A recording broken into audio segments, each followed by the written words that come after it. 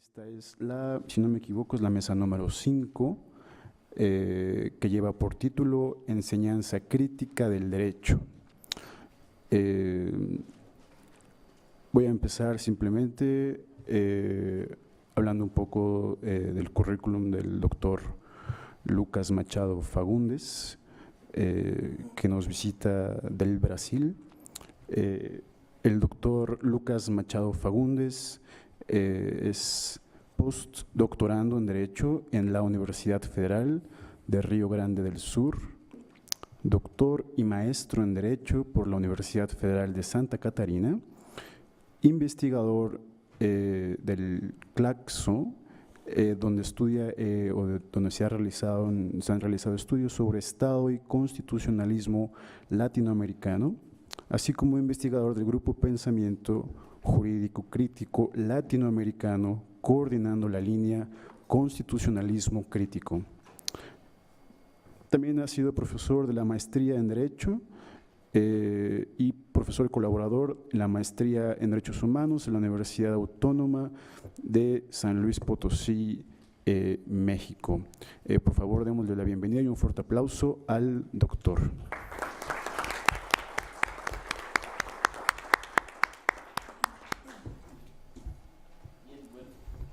¿Se escucha? ¿Sí? ¿Así mejor? Bien, buenos días. Buenos días. Muchas gracias. Es un honor estar volviendo a la facultad, a la UNAM y el Instituto de Investigaciones Jurídicas. Es un gusto, muchas gracias por la invitación, en especial a la doctora María Eugenia, al doctor Enrique, que estaba por acá, yo creo que estaba por ahí, doctor Enrique Cáceres, y parabenizarlo y felicitarlos por la organización del evento y por la oportunidad de estar aquí compartiendo con ustedes un poco del trabajo que vamos desarrollando en Brasil y desde ahí estar con los amigos que están acá en la mesa. Es un gusto reverlos y bueno, el tema que los traigo, hizo una ponencia escrita, pero por el tiempo y tenemos muchos que hablar, voy nada más que poner sin la regla tan justa de que ha escrito y una contribución a este evento, ¿no? Y aparte, doctor José Orler me había invitado a una revista de enseñanza del derecho y ahorita está ahí mirándome, pero ya tengo listo el artículo. De manera que no me dijeron que el doctor estaba acá y yo acá estoy con el artículo. Pues qué cosa, ¿no? Bueno, ya está listo, doctor. Y yo les pido perdón por el español, yo los perdono también por no hablar portugués, entonces quedamos en un lindo acuerdo internacional acerca de las lenguas, ¿no? El tema que yo desarrollado en este artículo dice respecto a la metodología de investigación en derecho y una enseñanza crítica del derecho. Y de verdad, yo tengo como uno de los referenciales teóricos para mis estudios la filosofía de la liberación, porque ha estado por acá en 2013 en una estancia doctoral, y fue mi tutor, doctor Enrique Dussel. Entonces es uno de los marcos de hacer la crítica jurídica, construir la crítica jurídica. Y aparte, en Brasil desarrollamos una investigación acerca del pensamiento jurídico crítico latinoamericano. Entonces, por eso, cuando empecé a docencia y las investigaciones, la filosofía de la liberación me ha aportado contribuciones muy importantes para un pensamiento jurídico crítico. De manera que voy a decir a ustedes nada más los elementos de la filosofía de la liberación que aportan contribuciones al pensamiento jurídico crítico y después les contar dos situaciones concretas que he vivido en la Universidad Federal de Río Grande del Sur, en la enseñanza del derecho, y otra de la investigación, y todas con la filosofía de la liberación.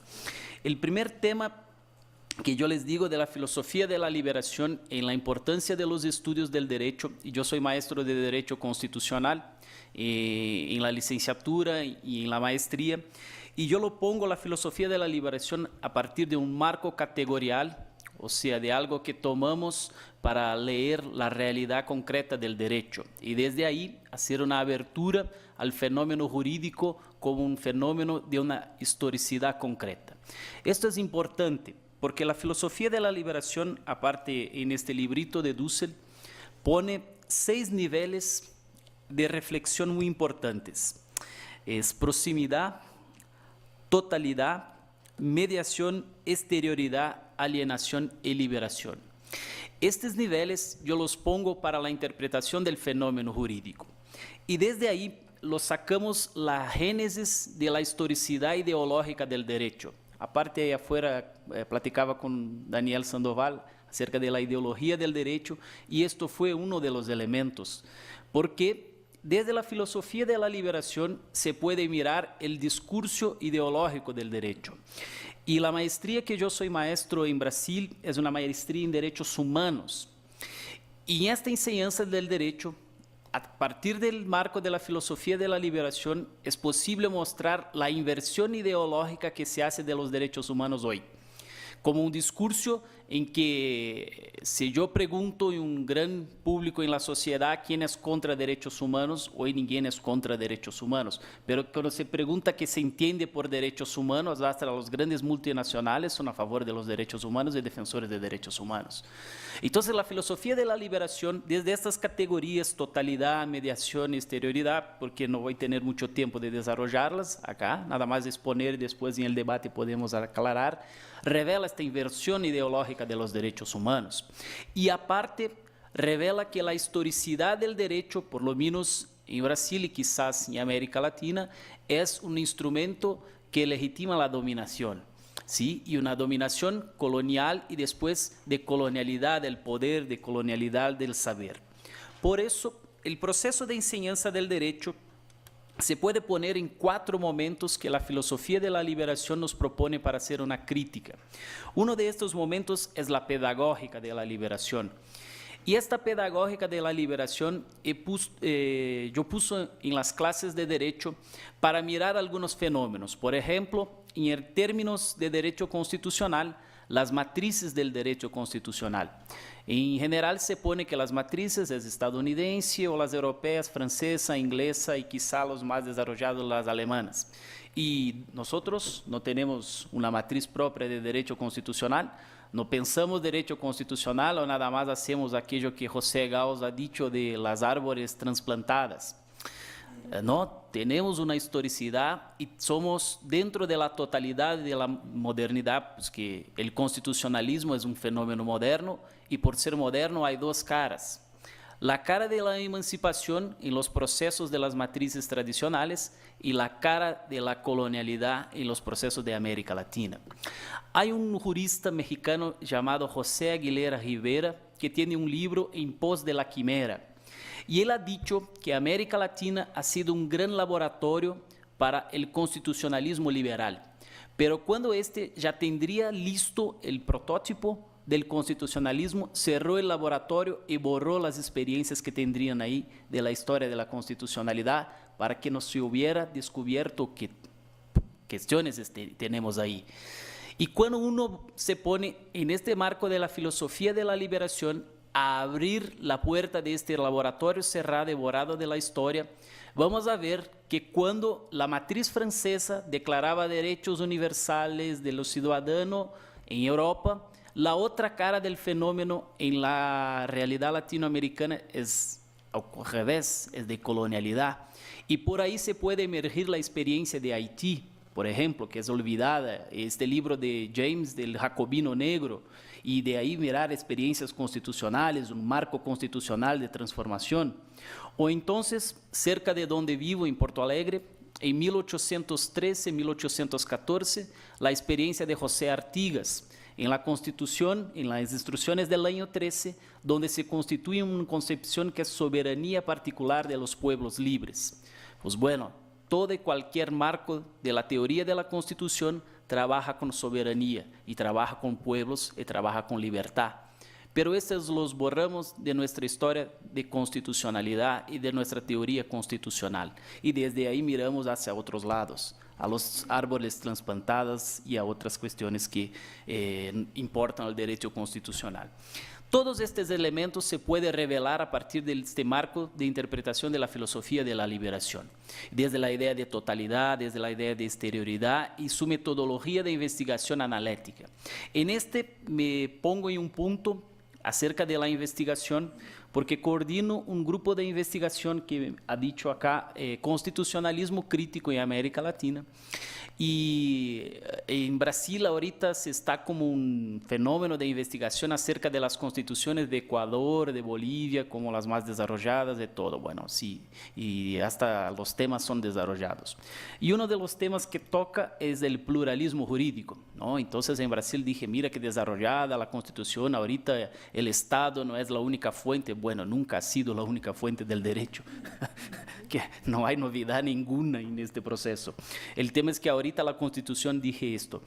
Desde el marco de la analítica de Dussel, nos pusimos a investigar qué tal el pluralismo jurídico en la Constitución boliviana, para ver que el hecho de, como ha dicho Boaventura, después de que se están constituidos los poderes, están constituidos, pero creo que es un investigador aquí de UNAM, es Mario Ruiz Sotelo, creo que es así su nombre. En una clase, cuando estuve acá en 2013, él, hay que descubrir por qué la gallina pone el huevo acá y no acá. Y yo, pues que era una clase de historia que me importa el huevo de gallinas, ¿no? Y esto importa y mucho, pues que las cosas que son puestas dentro de la Constitución después se cierran las puertas de la soberanía y de la democracia, y sabemos nosotros que el constitucionalismo moderno trabajó para alejar la democracia del pueblo de sus estructuras de poder. Aquello que Bartolomé Clavero va a decir, los poderes nominados que están en la Constitución y los poderes innominados que están en la sociedad. Pero quien dirige la legitimidad es la Constitución. Esto es importante porque la analítica dusseliana nos ha posibilitado como una metodología de investigación a mirar dos cosas. En el proceso constituyente, el pluralismo jurídico en la constituyente de Bolivia no fue una solución crítica e innovadora del derecho, y sino para mantener un acuerdo entre las élites y los sectores que estaban ahí insurgiendo. Entonces, bueno, si esta constitución indígena fuera promulgada, ¿sí?, decían los sectores conservadores, nosotros no lo vamos a respetar. Entonces, bueno, sacaron el pluralismo jurídico para que ellos tendrían sus leyes, y bueno, desde ahí la Constitución y las leyes de las personas. El discurso está en las actas constituyentes del poder constituyente boliviano. Y además, el segundo momento de la investigación es en la aplicación de la Constitución por la Suprema Corte. Y lo sacamos ahí, todavía en esto vamos, como 17 juicios, sentencias, acerca del pluralismo jurídico, y no tenía nada de criticidad del derecho ahí, nada más reconocimiento de un hecho, o sea, algo que para nosotros que trabajamos con una concepción más reflexiva del derecho es ya de conocimiento. Entonces, en esta experiencia de enseñanza y en esta experiencia de investigación, y perdón que yo no vaya explicando mucho las categorías, pero es que tenemos tiempo de escuchar a más gente, después tenemos espacio de debate, yo les comparto la última experiencia ahorita en términos de institucionalidad que habló a José Orler. En la universidad que yo estoy haciendo el postdoctorado, es una universidad pública como esta y una universidad que nosotros llamamos federal, o sea, que significa que es pública. Y en Brasil se hizo una política de cuotas para negros e indígenas ingresar a la universidad porque no tiene cómo hacer concurrir con los otros sectores. Y además se hizo una cuota para quien viene de la escuela pública, para que pueda ingresar a una enseñanza de nivel público y de buen nivel. En estas cuotas, como una manera de discriminación igualitaria, se pusieron la gente en 3 grandes clases. En la primera clase, los que vienen de la escuela privada, que pueden competir y todo, bueno, los mejores, se ha dicho así, ¿no? Y una segunda clase, la gente que, bueno, sí, ingresó ahí, pero en una segunda llamada. Y en la tercera clase, todos de las cuotas. Y yo tuve oportunidad de impartir clase a estas personas, y escuchar un poco de ellos. Y también tuve oportunidad de ser evaluador en una tesis de maestría acerca de la enseñanza del derecho para los sectores que nosotros llamamos cochistas, o sea, esta gente que ingresó en la universidad en este sistema de discriminación igualitaria. Y el tema es que en el segundo año casi todos se van de la universidad y de la Facultad de Derecho. ¿Por qué? En la argumentación de ellos, pues esta enseñanza no habla de nosotros. Esta enseñanza nosotros no lo comprendemos, no comprendemos cómo este mundo del derecho puede se aplicar a nuestro mundo. Entonces, lo que nosotros vamos a hacer ahí, y tengo hecho en mis clases de Derecho Constitucional, en especial para esta gente, es meterle una manera de comprender la realidad del derecho desde la filosofía de la liberación. Y es interesantísimo, porque desde ahí ellos se ubican en la exterioridad de la construcción del derecho brasileño, que es muy formalista, elitista y dogmático, y pueden mirar que se hay que construir una otra forma del derecho. Y desde ahí también se pueden poner en cuestión lo que está escrito en tinta y papel. Es riquísimo essas concepções e estas lógicas que vão permeando por uma perspectiva crítica. E, bueno, les comparto que outros maestros le ponen aí outras teorias críticas, como a Boaventura Sousa Santos, como as lecturas marxistas del derecho, e esta gente se encontra muito mais em essas concepções jurídicas que em las concepções jurídicas tradicionais. E, aparte, en Brasil, creo que José habló de las reformas, ¿no?, que han pasado en la enseñanza del derecho. En Brasil ahorita se sacó una reforma terrible para hacer un curso de derecho que es tecnológico.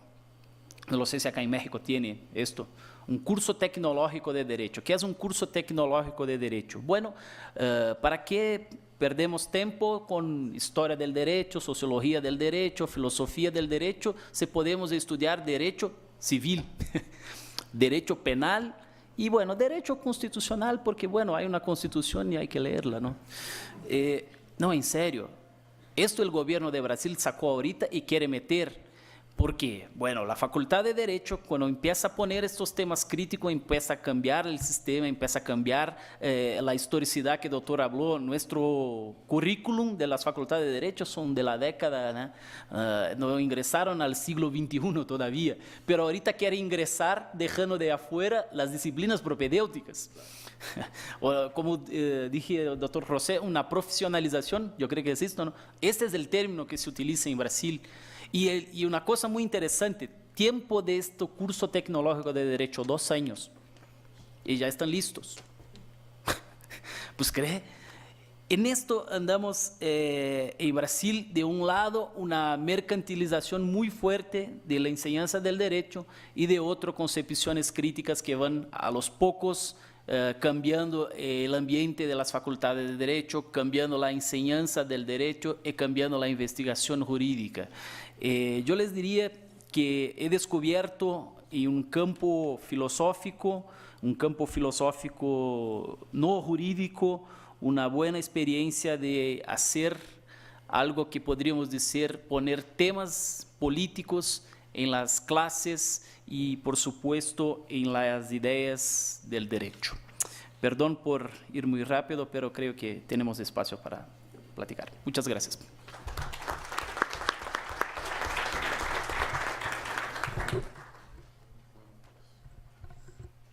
No está abierto.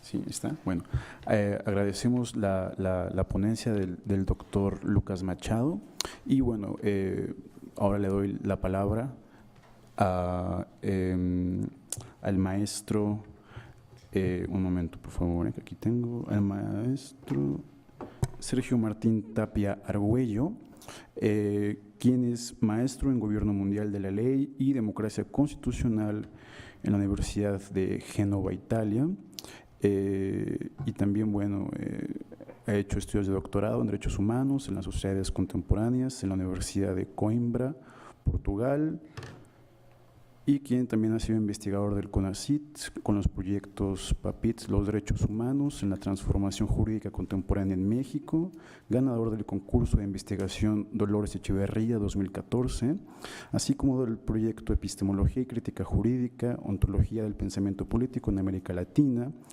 del SAGE, y también el maestro ha realizado diversas estancias como en la Facultad de Ciencias Políticas y Sociales y la Facultad de Derecho, así como la impartición de diferentes cursos y diplomados con enfoque internacional y crítico. Le damos la palabra y lo recibimos con un fuerte aplauso.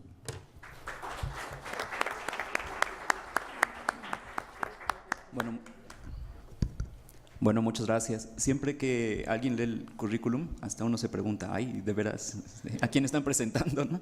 Pero muchas gracias a Miguel Ángel, muchas gracias a todas y todos por estar aquí. A mí me pasó algo similar a lo que nos cuenta Lucas, porque a mí también el estimado doctor José Orler me pidió un artículo sobre enseñanza del derecho. Solo que, ¿sabes, Lucas? A mí me estuvo presionando mucho, porque me decía que ya era el único que faltaba. Qué bueno que me dices que no. Bueno, aquí la cuestión es, el día de hoy vamos a hablar acerca de la teoría crítica y la enseñanza del derecho. La teoría crítica tiene mucho que decir respecto a la enseñanza del derecho, sobre todo a las formas tradicionales en las que se enseña el derecho. Pero primero tenemos que saber y tenemos que hablar sobre qué es la teoría crítica.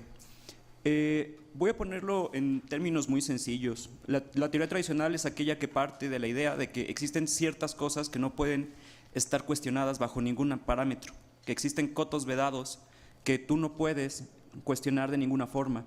Las formas dogmáticas del derecho, por ejemplo, son una forma muy clara de una teoría tradicional. ¿Saben? La idea de que nosotros tenemos que tener ciertos principios para entender las cosas y que esos principios no pueden ser cuestionados es lo que hace la distinción entre una teoría tradicional y una teoría crítica. La cuestión es que al hacer esto, las teorías tradicionales cristalizan a las relaciones jurídicas y las teorías críticas lo que hacen es tratar de mostrar cómo eso que parece un cristal es realmente un espejo, porque es una construcción social que hacemos nosotros constantemente y no una cosa que existe fuera. Ahora, ¿cuáles son las cuestiones en donde la teoría crítica se interesa respecto a la educación? Yo puedo ver tres problemas. El primero son los procesos simbólicos y bancarios de la enseñanza tradicional. Nosotros estamos en este momento en un auditorio muy bonito, en donde existe una cierta representación física de los espacios, ¿saben? Que normalmente se asume como una cuestión eminentemente práctica. Es decir, nosotros estamos arriba y ese estar arriba es para que el público pueda ver de una mejor manera a los ponentes. Sin embargo, eso también tiene ciertos principios simbólicos y esos principios simbólicos son que quien se encuentra arriba está no solo metafóricamente, sino también intelectualmente por encima de los demás. Si ustedes han ido a la Facultad de Derecho, pueden ver cómo los salones antiguos están diseñados bajo estos mismos parámetros. El profesor tiene un pequeño podio que se convierte en pedestal, en donde el conocimiento jurídico surge para todos los demás. El estudiante lo único que hace es llegar, sentarse y aprender de quien sabe, porque quien sabe es el profesor. El segundo problema son las relaciones de poder que se dan precisamente por estas formas simbólicas y bancarias de la enseñanza dentro de los salones de clases. Reproducimos formas de dominación constante. El profesor habla, los estudiantes callan. El profesor dicta, los estudiantes copian. El profesor tiene la última palabra. Vaya, en algún momento Zeus se materializa, durante 1 hora y media se convierte en el profesor. Esto genera una separación del estudiante y del profesor. ¿Saben?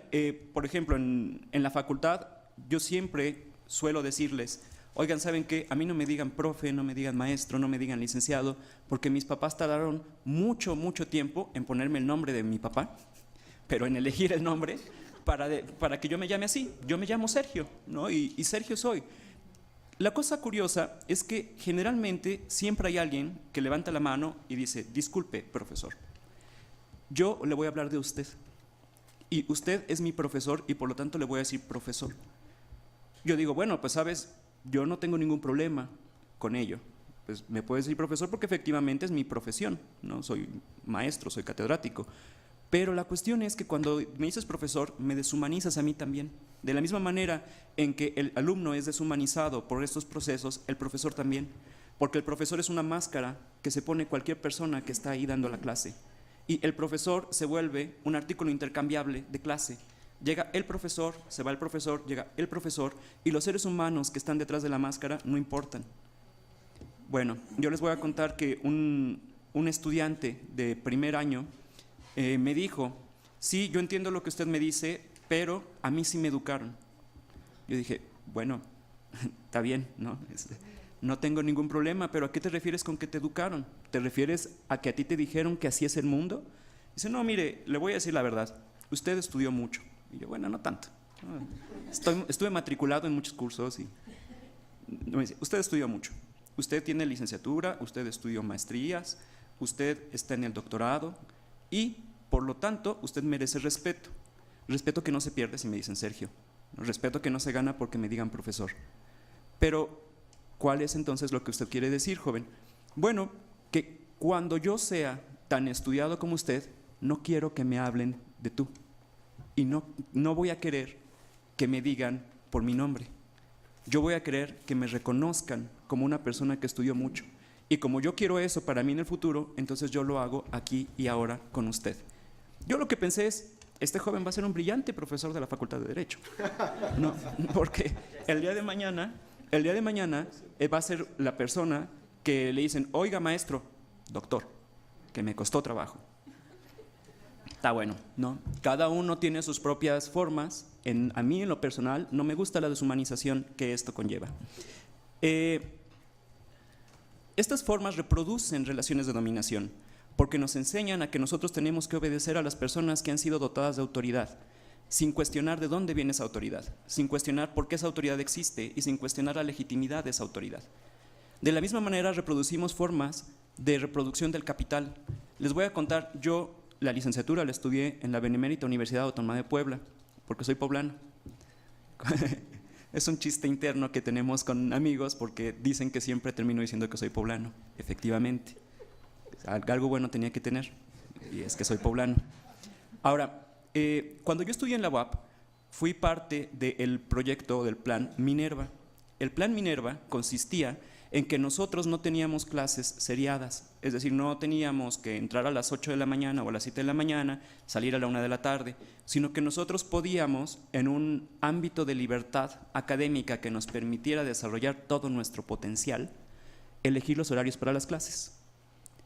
Podías elegir una a las 7 de la mañana, una a la 1 de la tarde, una a las 4. En teoría podías elegir a los profesores que querías, ¿no? Porque acomodabas tu horario. Yo lo veo que aquí en la universidad, en la UNAM, también se hace así, ¿no? Los estudiantes siempre están, es que no me cuadra el horario, porque si pongo esta materia tengo que venir los viernes, ¿no? Y están tratando siempre de acomodar los horarios. Esto, en realidad, que se presentaba como un ejercicio de libertad para el estudiante, era un intento, o es un intento bastante burdo, de reproducir escalas de flexibilización de las labores académicas y laborales dentro de la vida cotidiana. ¿Por qué? Porque termina convirtiéndose en la idea de que tú eres tu propio jefe y tú vas a hacer las cosas cuando tú tengas la necesidad de hacerlo. Cosa que no es así, porque cualquier estudiante de Derecho sabe que tiene que acomodar su horario de clases dependiendo de lo que le digan en el trabajo. Porque la gente que está en el trabajo sabe entonces que nosotros podemos acomodar nuestro horario y nos prohíbe que nosotros tomemos ciertas clases en ciertas horas porque a esa hora nos necesitan. Entonces, como la flexibilidad laboral termina convirtiéndose en una cadena que nos ata y no, como se nos presenta, en una cuestión de libertad total. La tercera cuestión en donde a mí me parece se interesa la teoría crítica en los procesos de enseñanza-aprendizaje es en la verticalidad de los saberes. Y en esto de la verticalidad de los saberes tengo que decir cuatro cuestiones, que son de suma importancia. La primera es que, contrario a lo que las teorías tradicionales dicen, la gente sabe. José habló muy claramente de esto, ¿no? hace unos momentos. Nosotros se nos presenta la idea de los niveles del conocimiento, ¿no? Tenemos un nivel 0, que es derecho positivo, que es el objeto de estudio de la ciencia jurídica, que es un nivel 1, y después tenemos un nivel 2, que es la filosofía del derecho, que hace reflexiones generales sobre los otros niveles de conocimiento. De esta manera se separan las relaciones jurídicas, se separan las relaciones, los saberes y las prácticas cotidianas de la gente de lo que es el derecho, y se asume una fetichización en donde lo importante son las formas que estas relaciones asumen y no precisamente las relaciones en sí mismas. en donde lo técnico es confundido con lo jurídico, en donde lo técnico es entonces mostrado como lo que nosotros tenemos que saber. Contra esta idea, la crítica jurídica tiene una pregunta sustancial. Lo importante del derecho no es qué dice el derecho, lo importante del derecho es por qué el derecho dice esto y no dice cualquier otra cosa. Porque a veces cuando se nos presenta la idea técnica del derecho, parece que el derecho tenía que decir eso, porque de alguna manera es la única respuesta posible que existe, porque de alguna manera es la mejor respuesta posible. Ante eso nosotros nos tenemos que preguntar por qué el derecho tuvo que responder de esa manera. Y el derecho no es algo que existe en sí mismo, el derecho son relaciones sociales que nosotros cristalizamos de nueva cuenta para presentarlos como si fuera algo que existiera en la realidad. De esta manera, a través de ignorar que la gente sabe, se asume entonces también que hay gente que no sabe. Y la gente que no sabe se tiene que callar cuando nosotros, conocedores de lo que es el derecho, hablamos. Aun cuando estas personas sepan en su vida cotidiana que lo que estamos diciendo no es verdad. Ese es el gran problema, por ejemplo, de los derechos humanos en nuestro país. Estábamos haciendo un análisis, que el Instituto de Investigaciones Jurídicas tiene un análisis estadístico muy interesante, que dice que el 68% de la gente en México considera que los derechos humanos o no sirven para nada o sirven muy poco. ¿Por qué piensan esto? Porque en el discurso técnico los derechos humanos son una cosa y en la práctica cotidiana son otra totalmente distinta.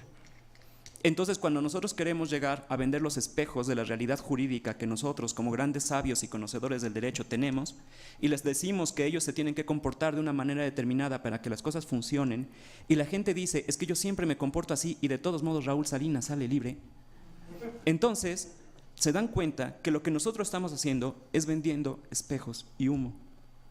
Y ese es un gran problema porque nosotros hacemos que los estudiantes de derecho reproduzcan estos esquemas, porque lo primero que hacemos cuando son estudiantes de derecho es pedirles que olviden todo lo que creen saber sobre el derecho, porque nosotros les vamos a decir lo que el derecho es, cómo actúa, cómo funciona, y de esta manera logramos crear unas profecías autocumplidas, en donde nosotros decimos que el derecho funciona así, y luego el derecho efectivamente funciona así, porque les enseñamos a los estudiantes que el derecho funciona así. Ahora, la segunda cuestión sobre la verticalidad de los saberes. La universidad está convirtiéndose, la universidad es un proceso de elitización de facto. Muy poca gente logra acceder a la universidad, aún menos logra titularse. El 0.08% de la población de nuestro país tiene doctorados. Es un proceso de elitización, ¿saben? Y ese proceso de elitización cultural no se genera si no es a través de la separación y la exclusión de grandes grupos humanos que no pueden acceder a la universidad. Nuestra universidad, la Universidad Nacional, es una universidad que parte o que es creada con un principio que es único en el mundo. Gracias. Que es único en el mundo. La idea de que esta es la universidad del pueblo, pero no basta o basta simplemente con observar la universidad misma, los salones universitarios, para ver que el pueblo está cada vez más ausente de esta universidad. Y eso se está reproduciendo en todas las universidades. Yo estudié en la Autónoma de Puebla cuando yo recién fui a la UAP, ¿no? a ver, y me sorprendí de lo cambiada que está, de lo bonita, de lo estéticamente agradable que está, ¿no? Quitaron la vieja cafetería en donde el señor nos vendía molletes a 10 pesos y ahora tenemos un hermoso Italian Coffee, ¿no? Quitaron al Chiapas, el Chiapas era el chico que nos vendía los cigarritos sueltos y los dulces en el pasillo, y ahora hay un kiosco, ¿no? Muy bonito, en donde además te venden hasta con tarjetas si tú tienes. Y la cuestión es que de esta manera la exclusión se va generando a tal sentido que las personas que están dentro de la universidad empiezan a creer que el mundo es la universidad y que la realidad de nuestro país es la realidad que está sucediendo para los universitarios. A mí me sorprende porque cada vez que yo me encuentro mexicanos en el extranjero, se los juro que no sé en dónde viven. Se los juro que no sé si vivimos en otro México o qué, porque es gente que sistemáticamente niega la realidad. ¿Por qué? Porque vivimos en un grupo cerrado, en una burbuja que crea espacios de exclusión para que la gente no pueda entrar ahí y para que los problemas de la gente no entren ahí. Los problemas de violencia de género se vuelven un problema para los universitarios en cuanto empiezan a suceder en la universidad. Los asesinatos, la venta de drogas son un problema para los universitarios en cuanto empiezan a suceder en CEU. Estos procesos son procesos que separan al universitario del pueblo y le hacen creer, lo que es peor, al universitario que es más que el pueblo. Contra esto, la teoría crítica lo que dice es que existe una obligación social de los estudiantes, porque no debemos olvidar que nosotros estamos estudiando, sobre todo en las universidades públicas, gracias por y para el pueblo. No solo debido a los impuestos, sino también a que el hecho que nosotros estemos aquí implica necesariamente y requiere que muchos otros no puedan estar. Y que nuestro papel entonces es hacer que el día de mañana esos que no pueden estar aquí estén. La tercera cuestión es que el conocimiento es siempre un proceso complejo y horizontal, en donde todos aprendemos de todos, pero se invisibiliza esa horizontalidad y se asume una verticalidad de saberes a través de lo que el profesor dice, tomando muchas ocasiones lo que el estudiante sabe y diciéndolo bajo su propia voz. Esto sucede no solo en las universidades, sucede en todos los procesos que nosotros llamaríamos de enseñanza-aprendizaje, en donde hay una persona que asume la voz mandante y entonces dice con una voz más fuerte o más chillona, dependiendo de quién esté hablando, lo que todos los demás ya saben, con la idea sencilla de que solo es legítimo en cuanto él lo diga. Y la cuarta cuestión es que el pensamiento profundo es cooptado por las visiones tradicionales. Fíjense que mi maestro, el doctor Correas, algo muy parecido a lo que estaba diciendo ahora mismo Lucas, habla acerca de la filosofía del derecho. En el libro de Teoría del Estado, él dice, ¿por qué en las universidades públicas, por qué en las preparatorias, por qué en las secundarias se están eliminando ciertas materias? ¿Por qué empiezan a existir las carreras ejecutivas, en donde no se te enseña nada de filosofía, nada de sociología, nada de historia, y simplemente se te enseñan cuestiones técnicas específicas y particulares? Y el doctor Oscar es muy claro, dice, porque también se requieren obreros jurídicos, porque se requiere gente que no cuestione las reglas y que piense que las reglas están hechas de alguna manera mágica y que por lo tanto esas reglas no pueden ser cuestionadas. Contra estas ideas, las grandes escuelas de México, las grandes escuelas particulares de México suelen tener buenos departamentos de filosofía del derecho. Y con eso incluyo también a la UNAM, ¿no? La UNAM tiene un excelente departamento de filosofía del derecho. El Instituto de Investigaciones tiene un muy buen departamento de filosofía del derecho. La facultad tiene un buen departamento de filosofía del derecho. El ITAM tiene un magnífico departamento de filosofía del derecho. ¿Por qué?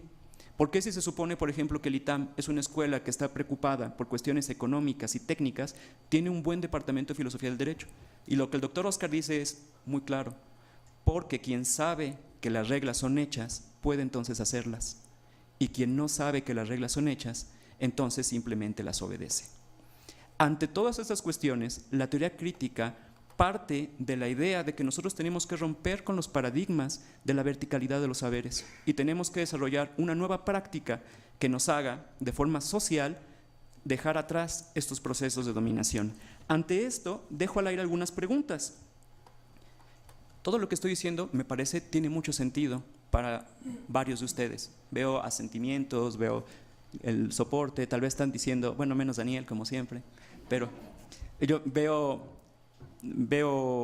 que están apoyando mis ideas. Sin embargo, cuando esto lo llevamos a la práctica y cuando hacemos preguntas concretas, empieza a problematizarse todo lo que estoy diciendo. La primera pregunta es, bueno, si el estudiante sabe, si todos sabemos, si nosotros estamos asumiendo el conocimiento y lo estamos tomando y luego lo estamos representando, ¿puede entonces el estudiante participar de los contenidos que se dan dentro de las aulas? ¿Puede el estudiante decidir qué es lo que se va a ver y no se va a ver dentro de las aulas, dentro de los programas? Es una primera pregunta de problematización.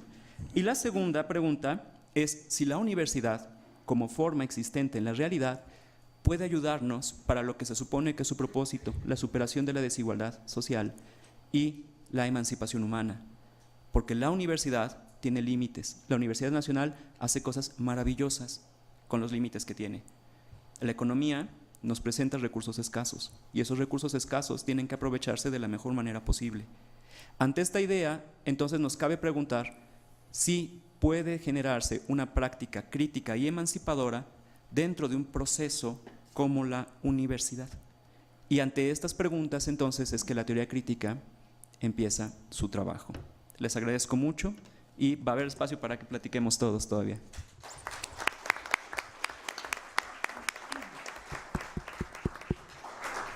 Bueno, pues agradecemos la participación de Sergio, ¿no? Y bueno, damos paso a Gracias. A la participación del doctor Eduardo Alejandro López Sánchez, ¿no? quien recibió una mención cum laude al obtener el doctorado en Derecho por la Universidad de Castilla-La Mancha. Ha coordinado diferentes libros como La Constitución de Cádiz de 1812 y su impacto en el occidente novohispano, así como Los derechos del pueblo mexicano, México a través de sus constituciones, obra que abarca 12 volúmenes. Ha sido investigador en el proyecto Derechos Humanos Vulnerados por autoridades de los 3 niveles de gobierno en los municipios de la región, aquí me equivoqué, Ciénaga de Chapala, me parece, ¿no? De los estados de Jalisco y Michoacán, 2000-2014, y la institución del Ombudsman. Le damos, por favor, un fuerte aplauso.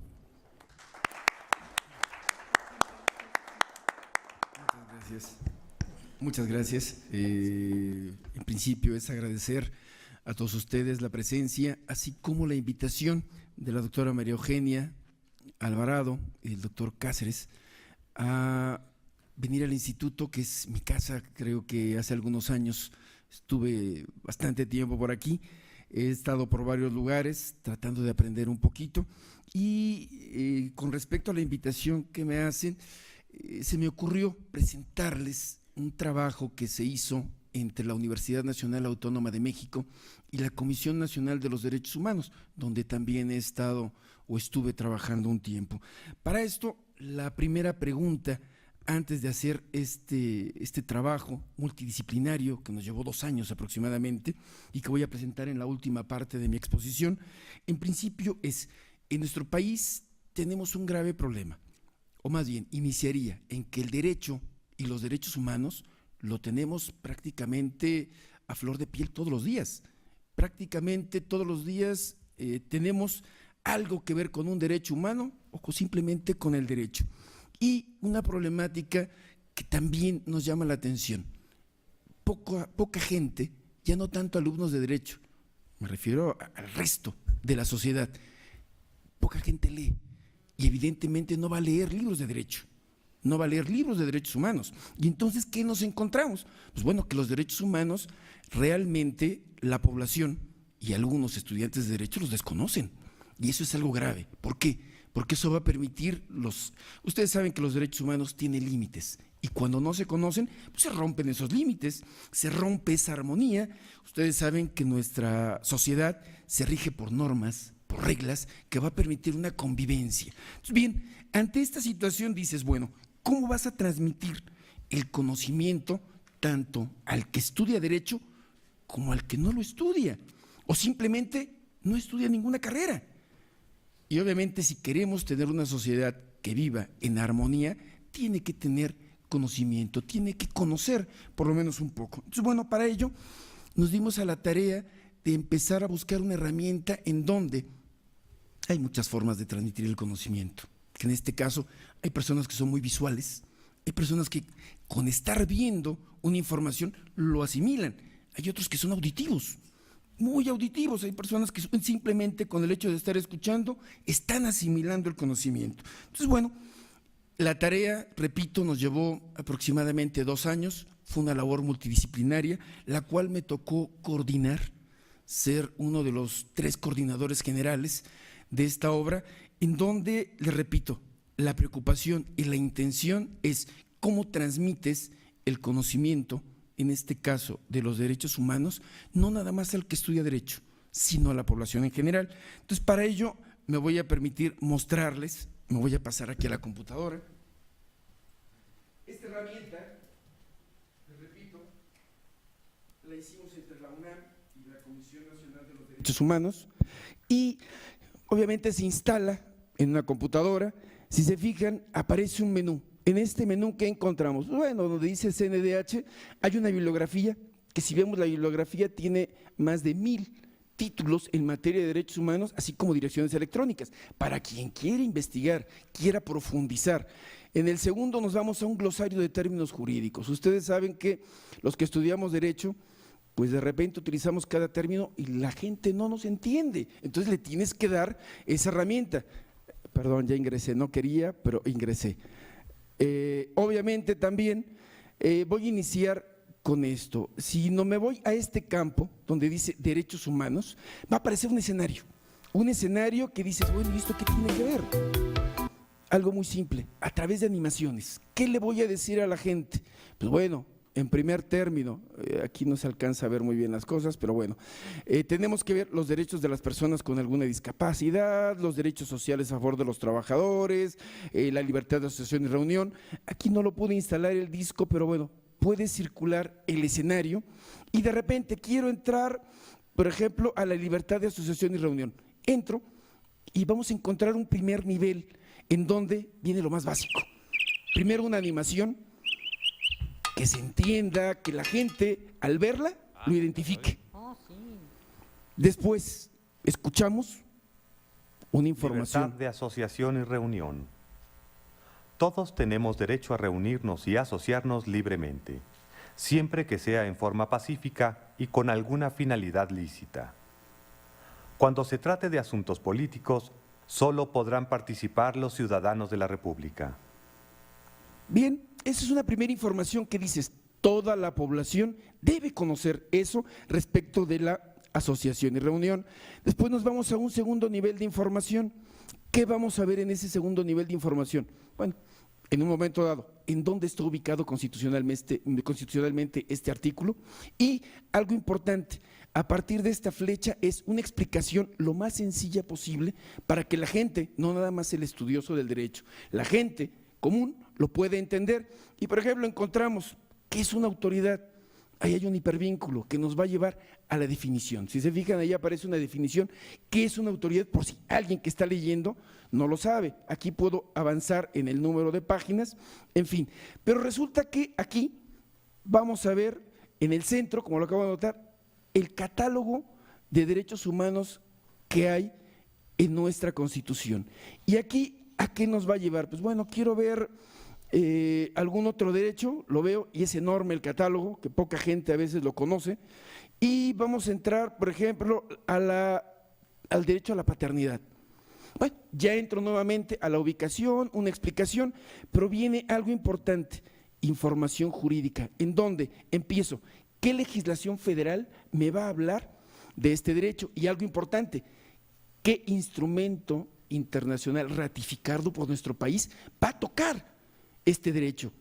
Entonces, bueno, puedo ver el texto completo, si me voy al pacto, y me dice, el artículo 17 habla que la familia es el elemento natural y fundamental de la sociedad y debe ser protegida por la sociedad y el Estado. Obviamente es un instrumento internacional ratificado por nuestro país, y ahí ya me dio otro tipo de información. Obviamente, todo esto lo vamos a encontrar en cada uno de nuestros derechos consagrados en nuestra Constitución política. Y bien, además de esto, si se fijan, puedo ir pasando uno por uno los derechos. Si regreso al escenario y posteriormente, les repito, aquí el escenario va caminando, nos va mostrando mucho más derechos, y me voy al menú principal nuevamente. ¿Qué voy a encontrar en el menú principal? Bueno, en cuanto ponga el cursor me dice, hay un curso. ¿Este curso qué tiene? Pues tiene 4 módulos que para nosotros son importantes, que es concepto y fundamentación de los derechos humanos en el sistema jurídico mexicano, la protección de los derechos humanos en el ámbito interno, esto es vía jurisdiccional y la vía no jurisdiccional, y el último, la protección internacional de los derechos humanos. Este curso básico son aproximadamente unas 150 cuartillas, y después quisimos meter recomendaciones. ¿Por qué recomendaciones? Pues después de dar un curso básico, que puede ser a cualquier nivel, puede ser nivel de incluso preparatoria, universidad. Por ejemplo, vámonos a una recomendación general, que hoy en día la comisión tiene más, pero pusimos 5 nada más. Y por ejemplo, entro a esta recomendación general. Inmediatamente vamos a ver una animación de esa recomendación general. Espero que la veamos, sí. Y entonces nos habla de los centros de readaptación. ¿Qué está aplazando en los centros de readaptación? Me voy a otra, para verlo también muy rápido. Vamos a poner la número 2. Y vamos a encontrar las detenciones. Y aquí pusimos una animación. Vemos, escuchamos.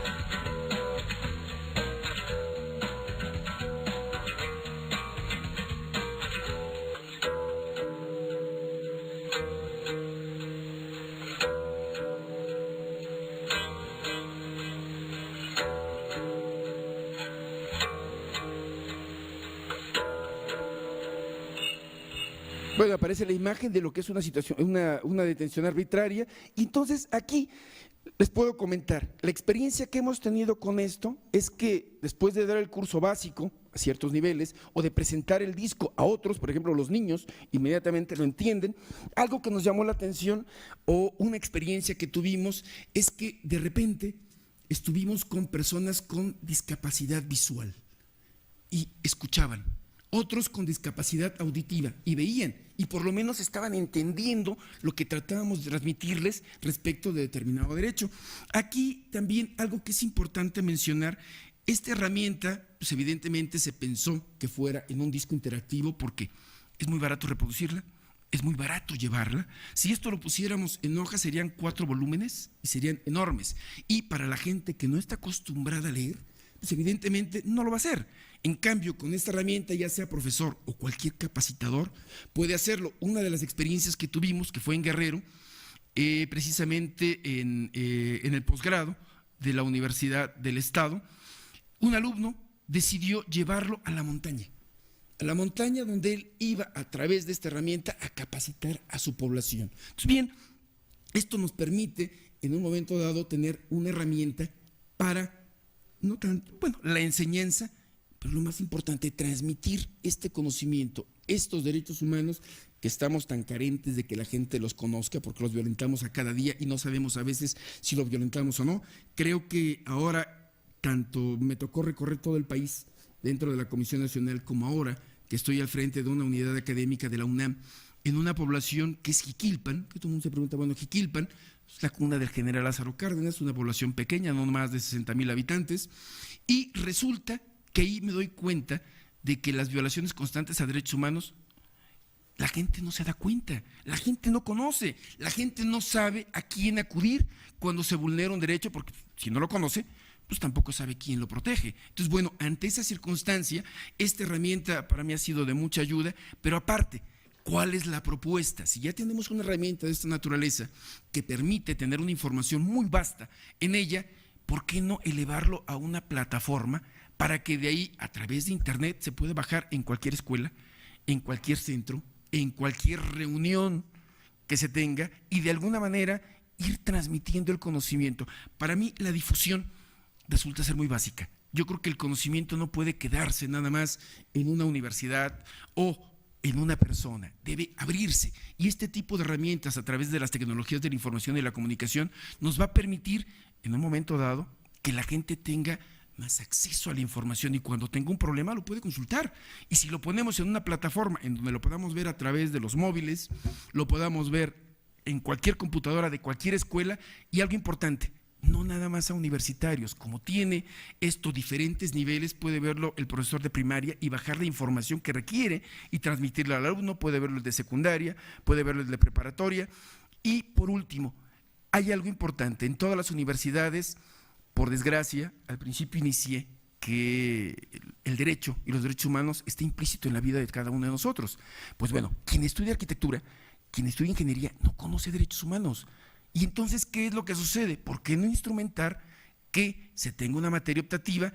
Me ha tocado ahora, estoy dando clase tanto en el posgrado de Derecho, allá en Michoacán, como en una universidad del Estado, y doy una optativa que es Derechos Humanos. Cuando te encuentras con alumnos que de repente no saben absolutamente nada de esto, y dices, es que las escuelas somos las que deben estar obligadas primero para enseñar por lo menos una materia básica, derechos humanos. Y si eso lo empezamos a ver desde primaria hasta la cuestión universitaria, creo yo que podemos ir asimilando, nuestra población va asimilando para tener una sociedad que conozca más sus derechos. Muchas gracias.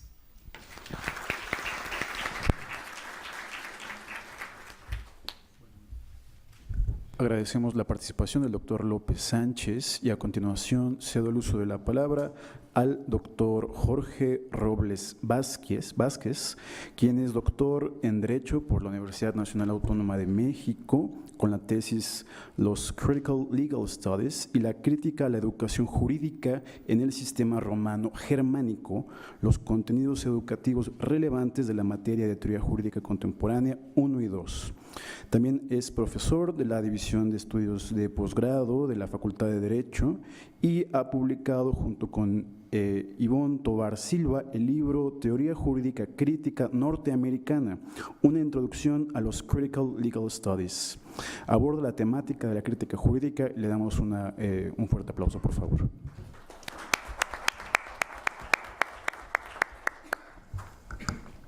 Gracias, buenos días, todavía buenos días.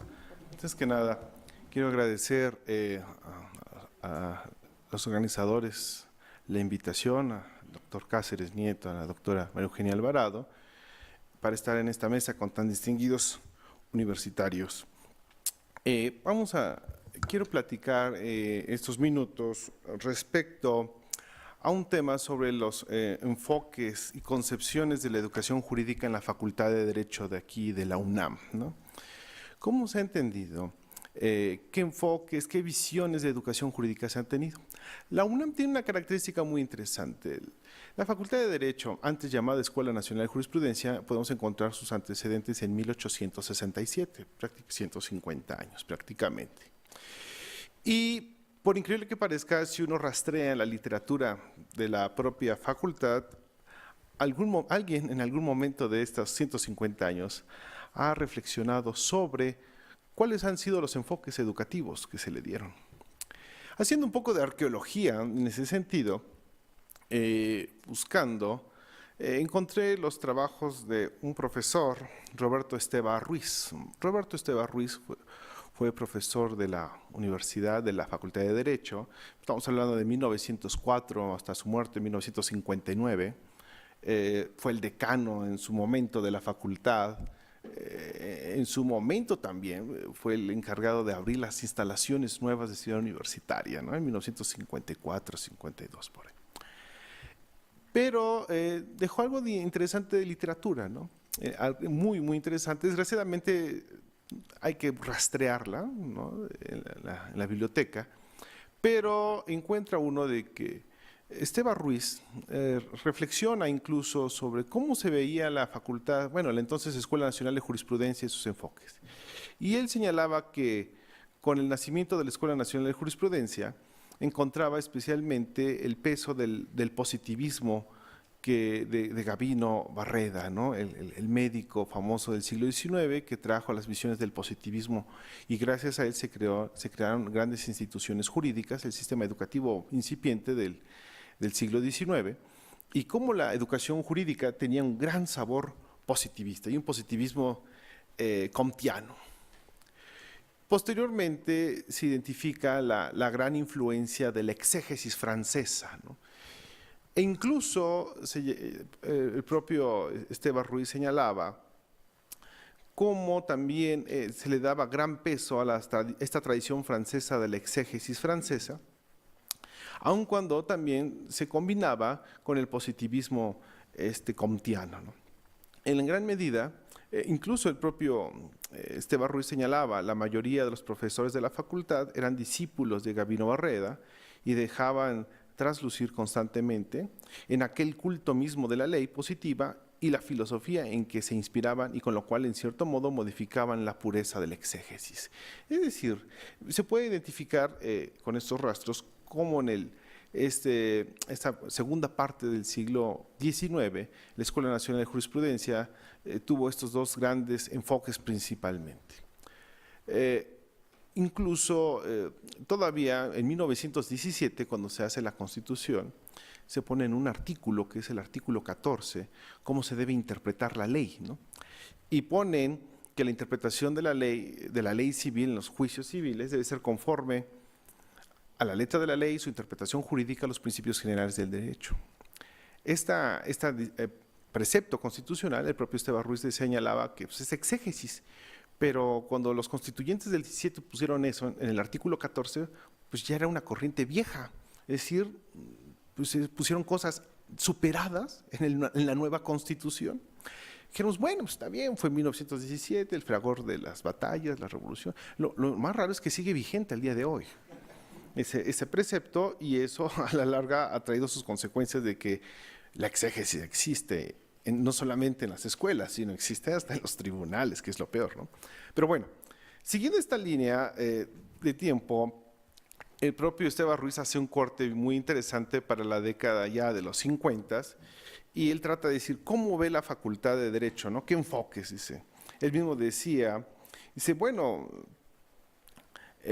hoy ya nadie compartiría el positivismo filosófico kantiano, dice, y podemos encontrar de un lado un radicalismos de profesores kelsenianos, sociológicos pragmatistas, seguidores de Hartmann, neocantianos y marxistas, a conservadores y tomistas, pero no positivistas, ¿no? Así todavía lo señalaba, ya estamos hablando de 1954, ¿no? Es el diagnóstico que se daba. Muy bien. Pero lo interesante es, bien, es una radiografía que se nos dio hace un rato, pero ¿cómo podríamos identificar nuevamente? Otro siguiente paso. Si seguimos en otra línea, algo muy importante que encontramos en las concepciones de enseñanza, primero en la literatura, son dos momentos. Uno, los trabajos de Horkheimer Bidker, de los 70, en el cual se habla de la enseñanza crítica, ¿no? Es un momento muy importante. Jurista de origen chileno, investigador de este instituto, profesor de la Facultad de Derecho de la UNAM, y se habla de la enseñanza crítica, como un primero, en los 70. Y por supuesto, los trabajos del doctor Óscar Correas, ¿no? Que también en la crítica, en el libro, la crítica de la ideología jurídica, ¿no? Se puede identificar la idea de la metodología y, por supuesto, la necesidad de comprender el derecho de una manera crítica, diversa. Claro, en este caso es una postura marxista. Bien, podríamos decir que muchas de estas ideas empiezan a permear desde los 70, ya en la literatura. Y lo más interesante sería reflexionar al caso. ¿Cómo podríamos comprender hoy todavía nuestra querida Facultad de Derecho, ¿no? Y lo podríamos encontrar con claroscuros. ¿En qué sentido? Bien puede uno encontrar todavía derivado una visión dogmática, dura, tradicional, casi pétrea, de visiones del siglo XIX y que están constantemente vigentes. La idea, por ejemplo, de un derecho civil atado, desgraciadamente, a la exégesis dura, ¿no? Y claro, porque la Constitución lo manda, entonces seguiremos la exégesis hasta que se cambie el artículo 14 y eso pues no creo que suceda mañana. Libros decimonónicos, ¿no? Textualmente. Por ejemplo, cuando ven a familia y dice, vamos a explicar el origen de la familia y se remontan prácticamente a analizar a antropólogos del siglo XIX, ¿no? La familia Punalúa, la sindiásmica, empiezan a identificar, ¿no? Materiales obsoletos en ese sentido, un constitucionalismo atado en el siglo XIX, ¿no? En el cual está rebasada las concepciones del constitucionalismo, el poder soberano, los textos respecto a los poderes constituidos, muchos aspectos que pueden ser claramente ideológicos, ¿no? Y por supuesto, materias en las cuales se agota con una visión positivista, y no digamos kelseniana, ¿no? Kelsen yo creo que sería muy avanzado, positivista dura del siglo XIX, desgraciadamente. Uno de los problemas que nos presentaríamos es decir, bueno, sí es cierto, una parte de la facultad se mantiene una línea todavía bastante tradicional, y por otra parte, existe también materiales y profesores que han tratado de abordar aspectos críticos dentro del derecho, ¿no? Hoy podemos encontrar en nuestra facultad, tanto en el posgrado como en la licenciatura, profesores con un enfoque marxista, postestructuralista, que se analizan los estudios críticos del derecho norteamericano, que se dan las materias de sociología y se le da peso a los trabajos de Boaventura, de Sousa, se revisa los trabajos de Foucault, de Derrida. Es decir, existe una nueva etapa, yo considero, de una gran parte de, especialmente profesores de teoría del derecho, filosofía, que han tratado de darle un enfoque crítico a la educación, ¿no? Entonces es algo interesante el fenómeno de la facultad. La Facultad de Derecho es un monstruo, de la Facultad de Derecho de la UNAM es un monstruo de más de 10.000 alumnos, que anda con más de 1.000 profesores. Es gigantesco los volúmenes que se tienen, ¿no? Pero dentro de ese monstruo podríamos encontrar que si bien tenemos una parte todavía tradicional, dura, ¿sí? Tenemos también una parte crítica, abierta, que ya se ha puesto a considerar los problemas del derecho mismo.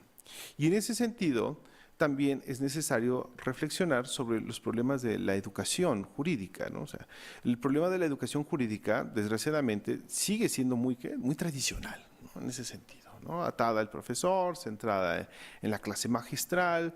Dicen, bueno, ya no tenemos grupos de 120, ahora ya son grupos de 60. Bueno, pues está bien, pero seguimos teniendo grupos gigantescos, ¿no? Cuando se analizan las prácticas, ¿no? Dicen, bueno, ¿cuántos alumnos debe tener un grupo ideal? Casi nos dicen que 7, ¿no? Y ya saturados, 13. Bueno, en realidad, así ya 60. Muy bien.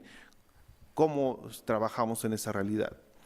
Y entonces, la idea es también la importancia de buscar formas diversas en las cuales se pueda transmitir el pensamiento crítico.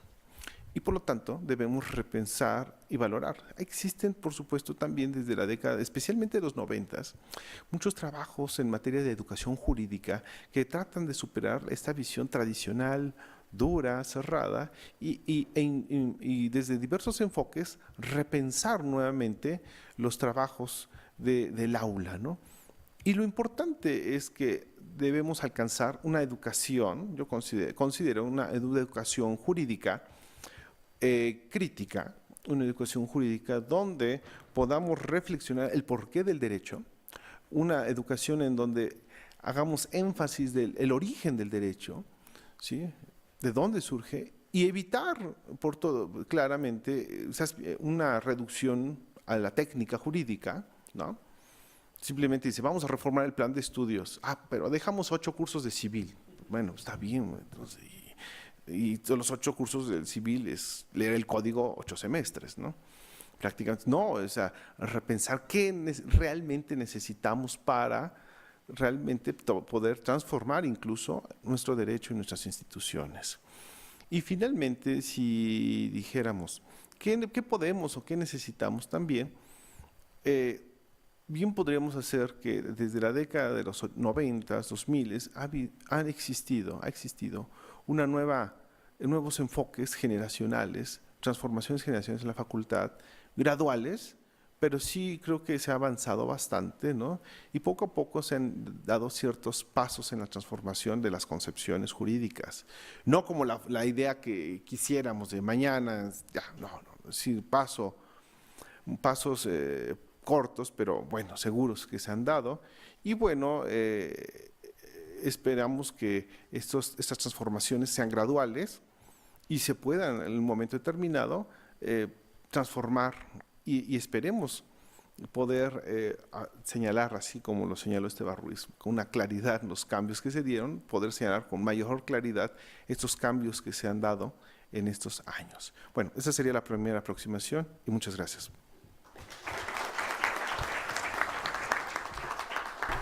Bueno, pues le agradecemos al doctor Robles Vázquez y bueno, seguimos con el doctor Germán Sandoval Trigo, que nos va a hablar de la educación jurídica como preparación para la contrahegemonía, la preparación de la lucha desde abajo. El doctor Germán Sandoval Trigo es profesor de la Facultad de Derecho de la Universidad Nacional Autónoma de México en licenciatura y posgrado en materias como Filosofía del Derecho y Sociología Jurídica.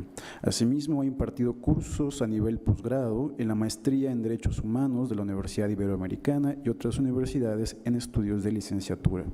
Es maestro por la División de Estudios de Posgrado de la Facultad de Derecho de la UNAM y candidato a doctor por el Instituto de Investigaciones de la misma. Ya es doctor, no estabas en el postdoctorado, ¿no? En el doctor, ¿sí? El doctor, así es. Disculpen ustedes, doctor. Bueno, su principal línea de investigación es la descolonización del derecho y la emergencia de otro derecho. El profesor Sandoval cuenta con publicaciones especializadas en revistas y trabajos colectivos en México y otros países. Por favor, le damos un fuerte aplauso.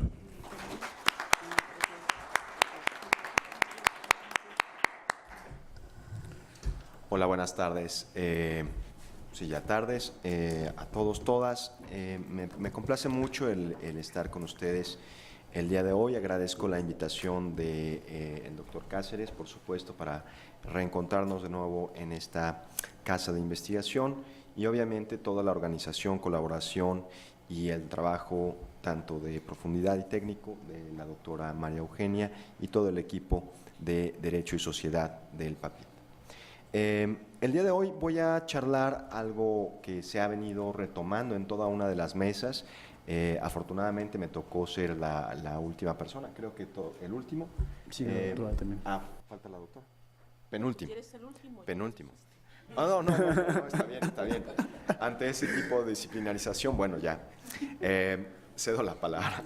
En esta misma dinámica, quisiera retomar muchas de las premisas que se abordaron aquí en un documento que será presentado en una revista brasileña, de hecho se encuentra en dictaminación, y que tiene por título La educación jurídica como preparación para la contrahegemonía. Es como prólogo de esta charla, necesito comentarles que nació este texto en una discusión con Guillermo Moro, un querido amigo mío que ha sido el traductor de los textos de Duncan Kennedy, cuando justamente en la Universidad de Harvard empezábamos a discutir algunos temas sobre los postulados críticos de Duncan. Al respecto, el profesor Kennedy tiene un texto que fue bastante ilustrativo sobre los años 80, 90 al respecto de qué es la enseñanza del derecho como preparación para la jerarquía. Y entonces desde mi posición, desde mi propio campo, empecé a discutir tanto en algunas conversaciones con el profesor Duncan como también con Guillermo los límites de esta posición. Si bien es cierto, es una denuncia crítica al respecto de la configuración de la preparación para la jerarquía de la educación jurídica, también lo es que necesitamos pensar más allá de esta repetición solamente de los márgenes del pensar. Así es como empecé a elaborar este artículo, espero se encuentre ya publicado para el próximo año, espero antes de mediados de año. Me gustaría ir parafraseando algunos puntos de este artículo para poder, obviamente, discutirlo más tarde con nuestros colegas. El primer día de clases de la Facultad de Derecho, la mayoría de los nuevos estudiantes son increpados por sus profesores sobre el porqué de la elección de la carrera. Los más convencidos entronan discursos sobre paz, justicia, dignidad y derechos humanos. Otras opiniones más comunes se centran en el desarrollo económico personal y familiar, así como el ejercicio de un medio de subsistencia de cierto prestigio social y desarrollo humano. Sin embargo, existen siempre un número importante de estudiantes que no saben por qué estudiaron Derecho, sino que simplemente deseaban acudir a los tribunales y verse como abogados. Luego de un par de años, el ánimo de los estudiantes de nuevo ingreso va mutando semestre a semestre y desde aquel profundo clamor social sus concepciones tienden a pegarse más a una dimensión pragmatista y aparejada al formalismo. Como lo ha explicado Kennedy, las estructuras reproducen al estudiantado la idea sobre la jerarquía que debe prevalecer al interior del ejercicio del derecho, por lo que sus conciencias van reduciendo su convicción social, olvidando la crítica y el cuestionamiento como en las reflexiones de antaño. En esta dinámica parto de un punto de partida. Si bien es cierto, la posición de Kennedy nos hace una denuncia en una primera parte sobre el ejercicio de la preparación del estudiantado para volverlos como parte de la jerarquía, en una segunda parte de su pensamiento dice, bueno, es que tendríamos que dar una marcha atrás, reivindicar la politización del aula y establecer desde la propia aula las herramientas, quizás me estoy atreviendo a decir algo más que no establece Kennedy, considerar construcciones emancipadoras.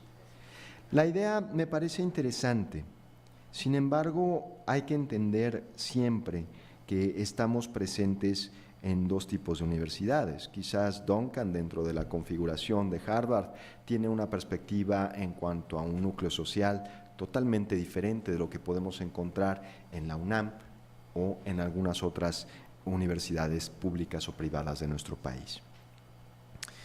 Algo que quizás en esas discusiones que charlaba al inicio de la presentación se olvida cuestionar en esa preparación para la jerarquía del argumento de Duncan es que las configuraciones, la fundamentación y la estructura de las universidades y el derecho moderno, como se estudia, como se enseña y como se ejerce en la práctica, está condicionado por una lógica de saber-poder. Y en esa lógica de saber-poder no es lo mismo estar en Harvard que estar en la UNAM. No es lo mismo estar en la UNAM que estar en Puebla. No es lo mismo estar en Puebla que estar en Chiapas. Hay condiciones de saber y poder.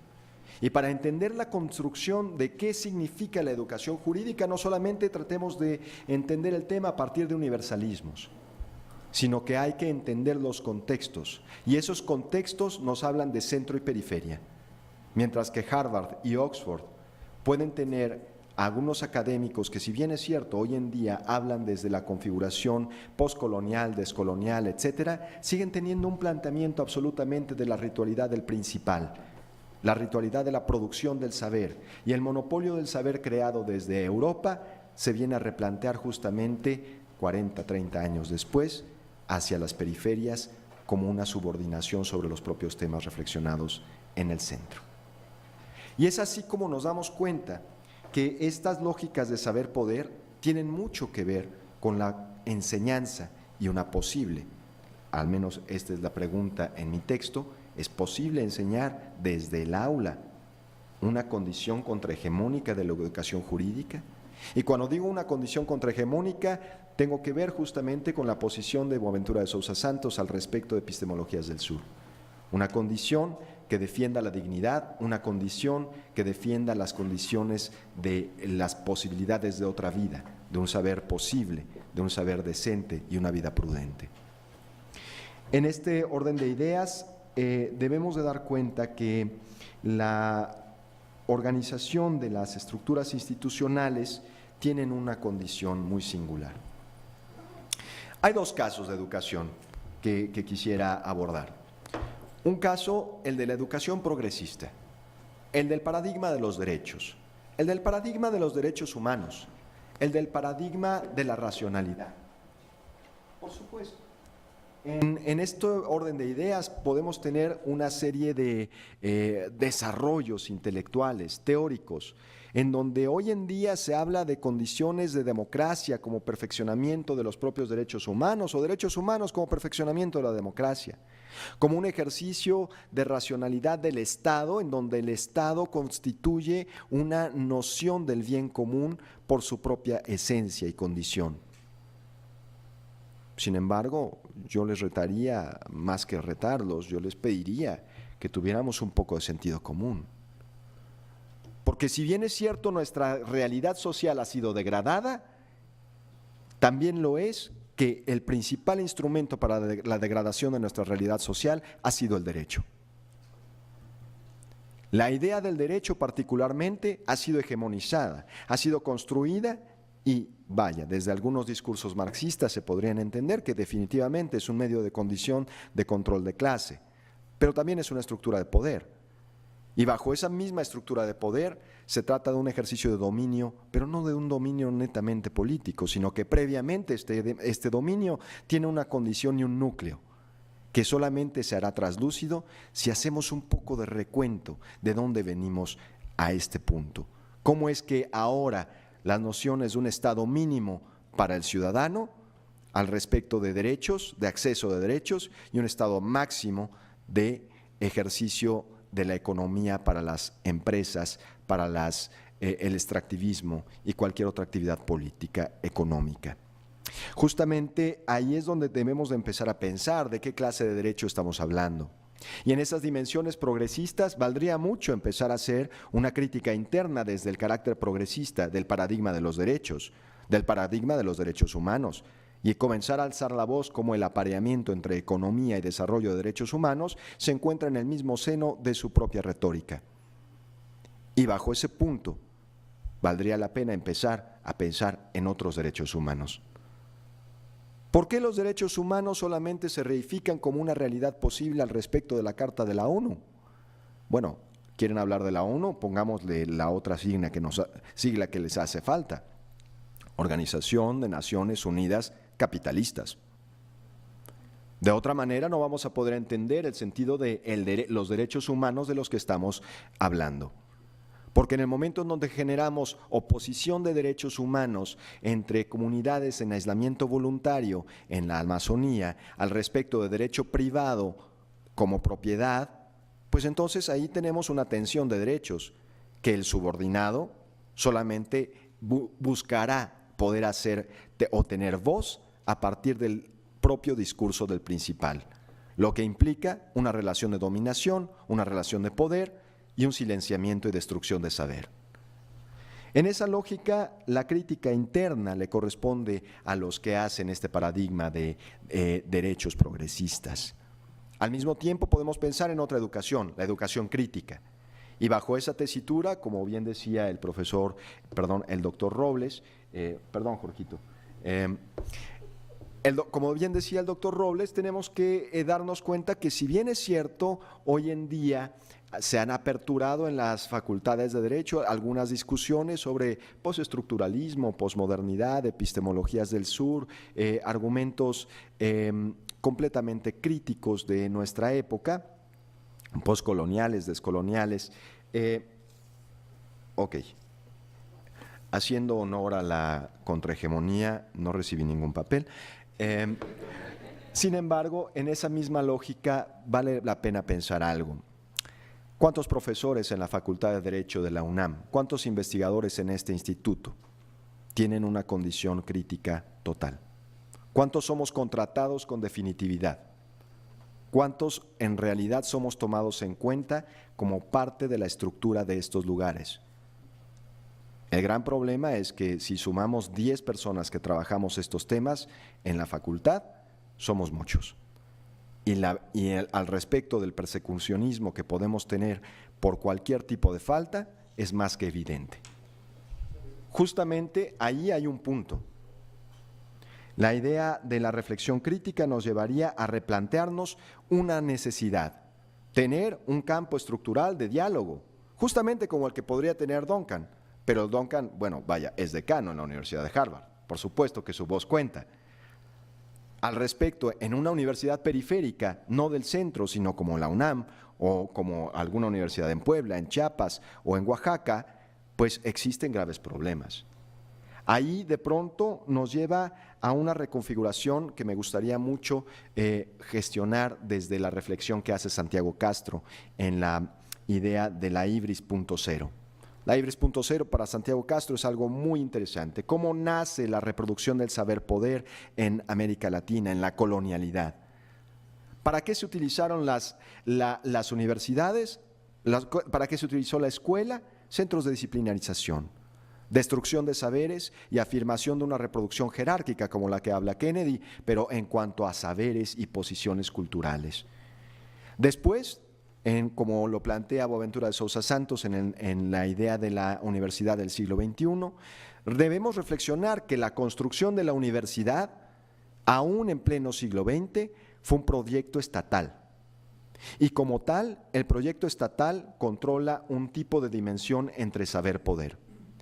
Y esa condición de control de saber-poder de pronto nos lleva a representar por qué, más bien a contestar la pregunta de por qué las personas que hacemos teoría crítica, las personas que trabajamos puntos de vista críticos internos dentro de la teoría del derecho, sociología jurídica, etcétera, no podemos ser tomados en cuenta por las estructuras, sino solamente por contratos temporales.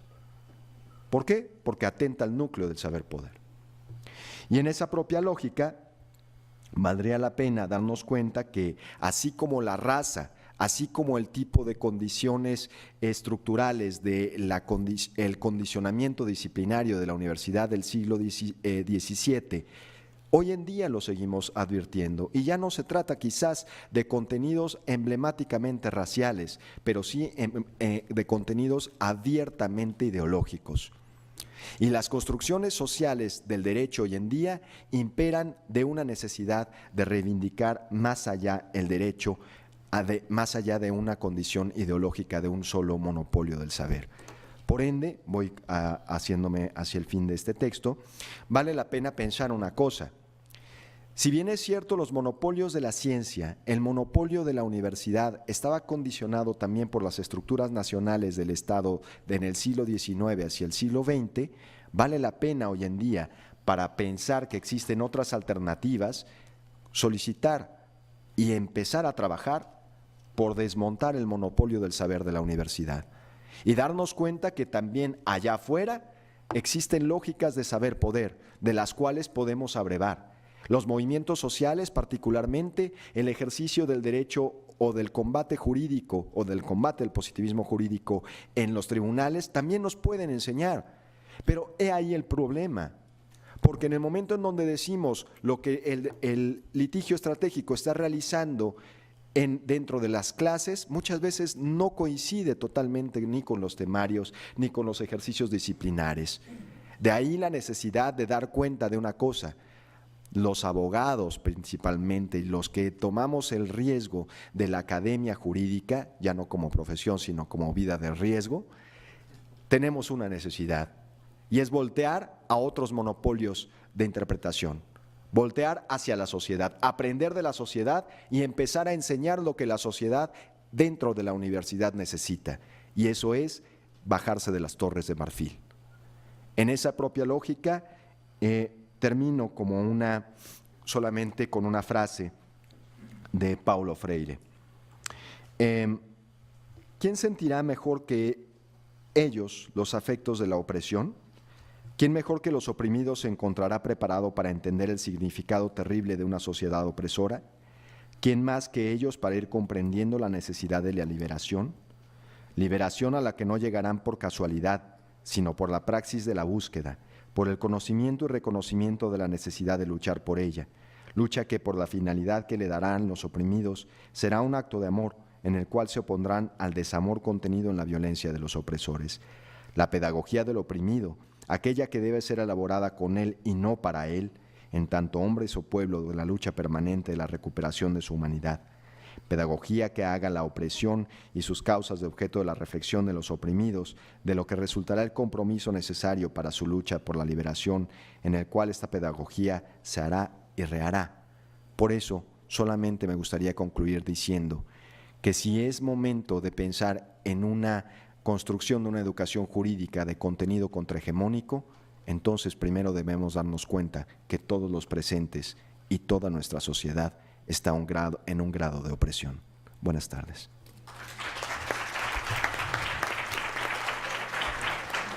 Muchas gracias, doctor Sandoval. Para finalizar, contamos con la participación de la doctora María Eugenia Alvarado Rodríguez, quien tiene maestría y doctorado en pedagogía. Sí, gracias, Miguel. Gracias, le cedemos la palabra. Le decía a Miguel hasta ahí por lo mismo que yo hice muy temprano, ¿no? Escucharon que sí soy licenciada, maestra y doctora en pedagogía, y entonces, ¿cómo estoy en este proyecto? A mí me gustaría participar justamente a partir de la expresión que dijo ahorita el doctor Germán Sandoval, de este autor que muchos ha trabajado, mucho se menciona y no sé qué tanto se ha comprendido, que es Paulo Freire.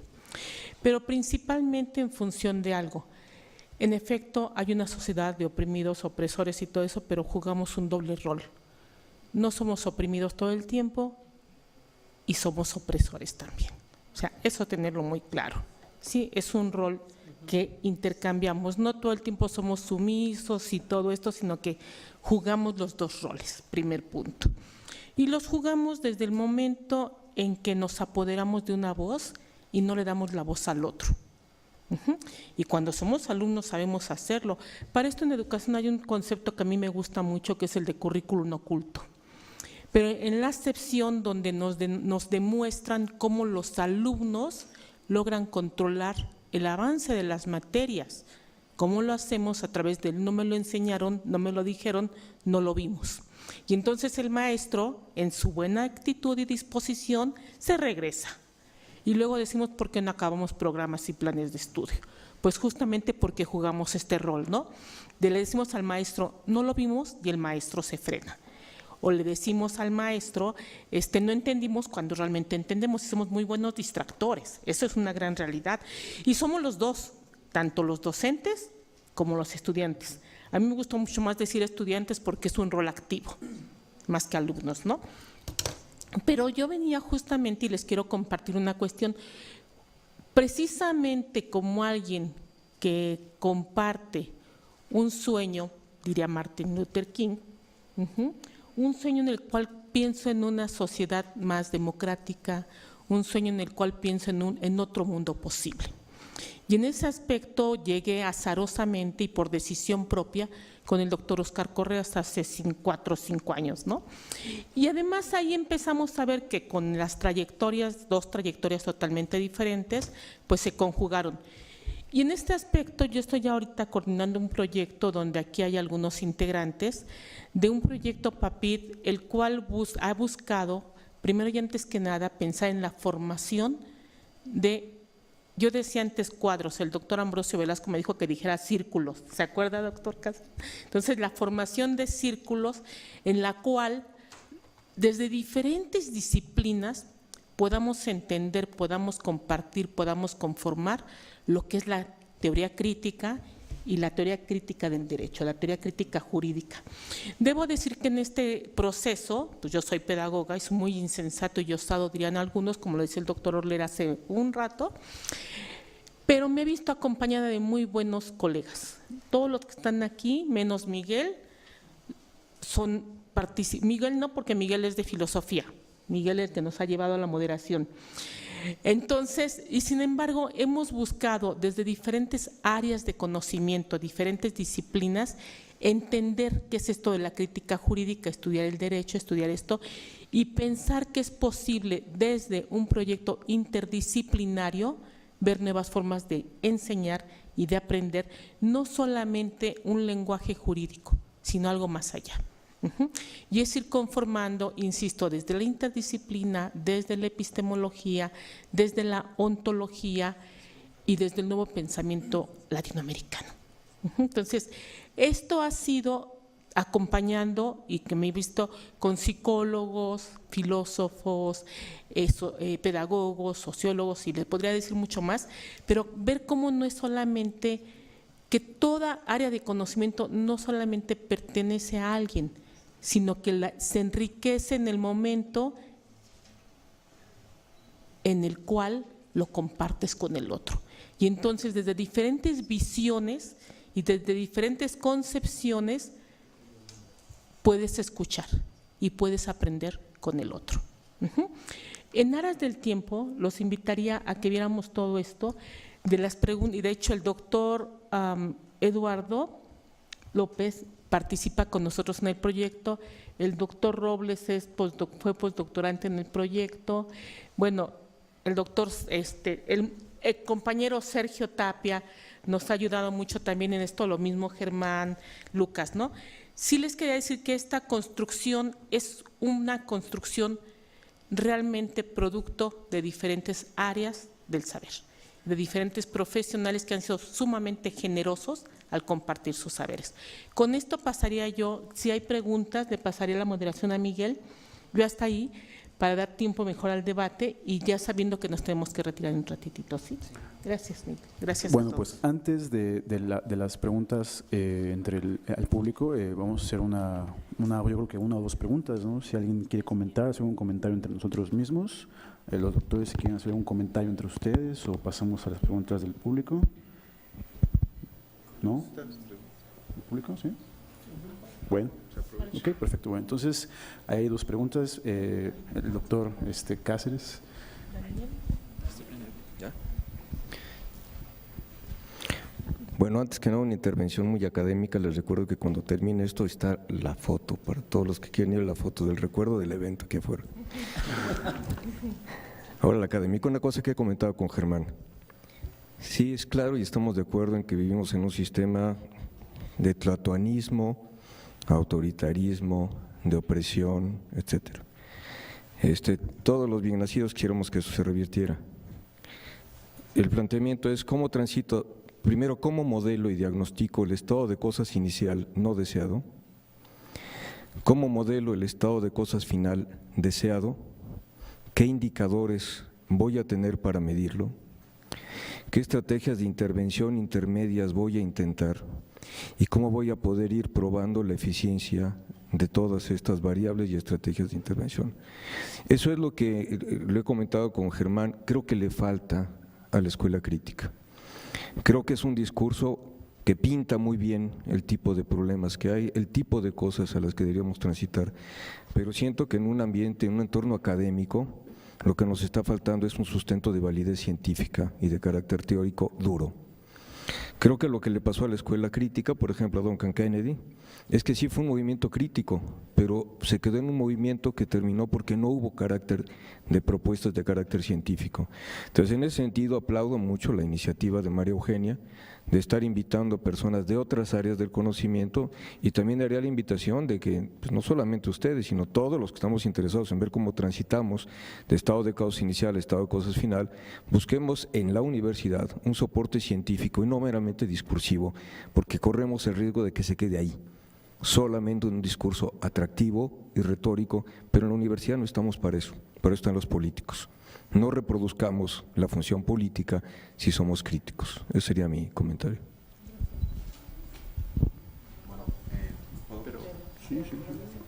Primero las preguntas.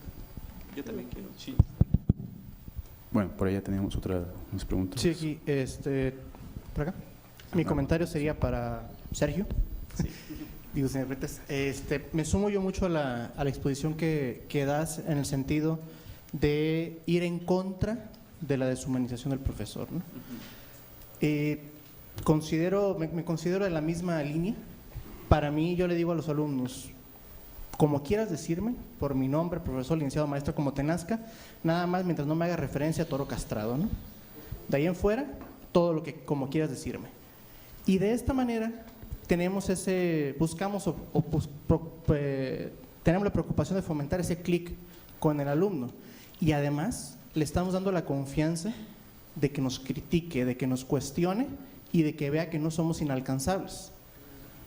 No debemos de estar en esa postura donde el maestro está frente al grupo y diciéndoles, es que tú estás en mi clase porque quieres ser como yo y quieres aprender de mí, así que sentadito y calladito.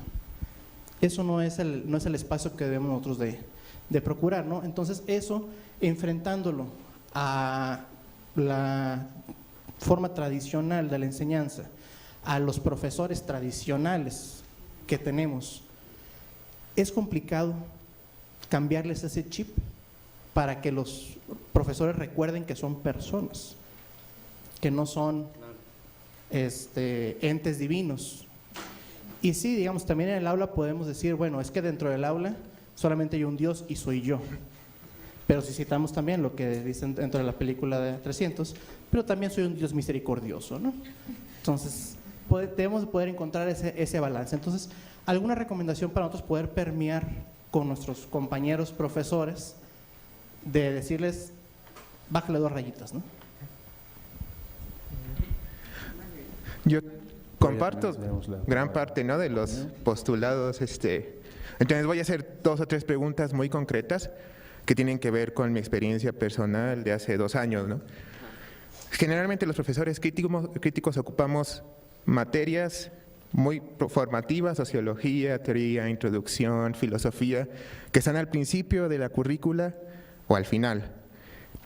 ¿Cómo hacemos para intervenir o para participar en esas materias técnicas formativas, ¿no? Mercantil, civil, derecho financiero? Ese es un reto que en realidad no hemos afrontado como teoría crítica, ¿no? ¿Cómo digamos, en 2 planos? La primera es como prácticas docentes. ¿Qué prácticas docentes para dar esas clases que cambien la dinámica conservadora, tradicional? Y la otra, la currícula, ¿no? ¿Cómo integrar el pensamiento crítico a materias que los estudiantes también esperan sean altamente técnicas, ¿no? Digamos, esperan eso. La otra es cómo disputar el concepto de universidad, ¿no? Es decir, cómo disputar la idea de que la universidad tiene que producir conocimiento para la sociedad civil, para abreviarlo, ¿no?, con todas sus contradicciones de clase, con todas sus relaciones de poder que también se reproducen dentro de la sociedad. ¿Cómo disputar ese concepto? Y la última es cómo asociarnos como profesores también para disputar esos espacios, ¿no? Yo concuerdo con Germán, de por sí la universidad es bastante difícil ingresar cualquier profesor en manera definitiva, cuando haces trabajo crítico es doblemente, ¿no?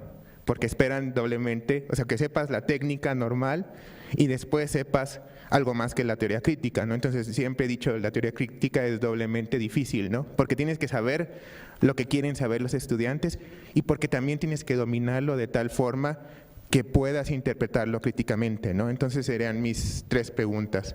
Digo, son preguntas que yo tengo, no creo que encontremos una respuesta así rápida, ¿no? Por motivos de tiempo vamos a dar espacio a una última pregunta. Muchas gracias, Sergio. Pues primero que nada, me hizo mucho sentido esta mesa. La verdad es que escuchar estas ideas sobre horizontalizar el aula y socializar el derecho, la verdad es que yo abono muchísimo a este tipo de ideas. Y la pregunta también es en el sentido de los cómo. Iba dirigida a Eduardo y a Sergio y es precisamente cómo podemos horizontalizar este trato en el aula y también cómo podemos aprovechar este conocimiento que ya traen los alumnos, que desde el primer semestre ya tienen una idea de lo que es el derecho. Entonces, ¿cómo podemos hacerlo? Eso es. Gracias.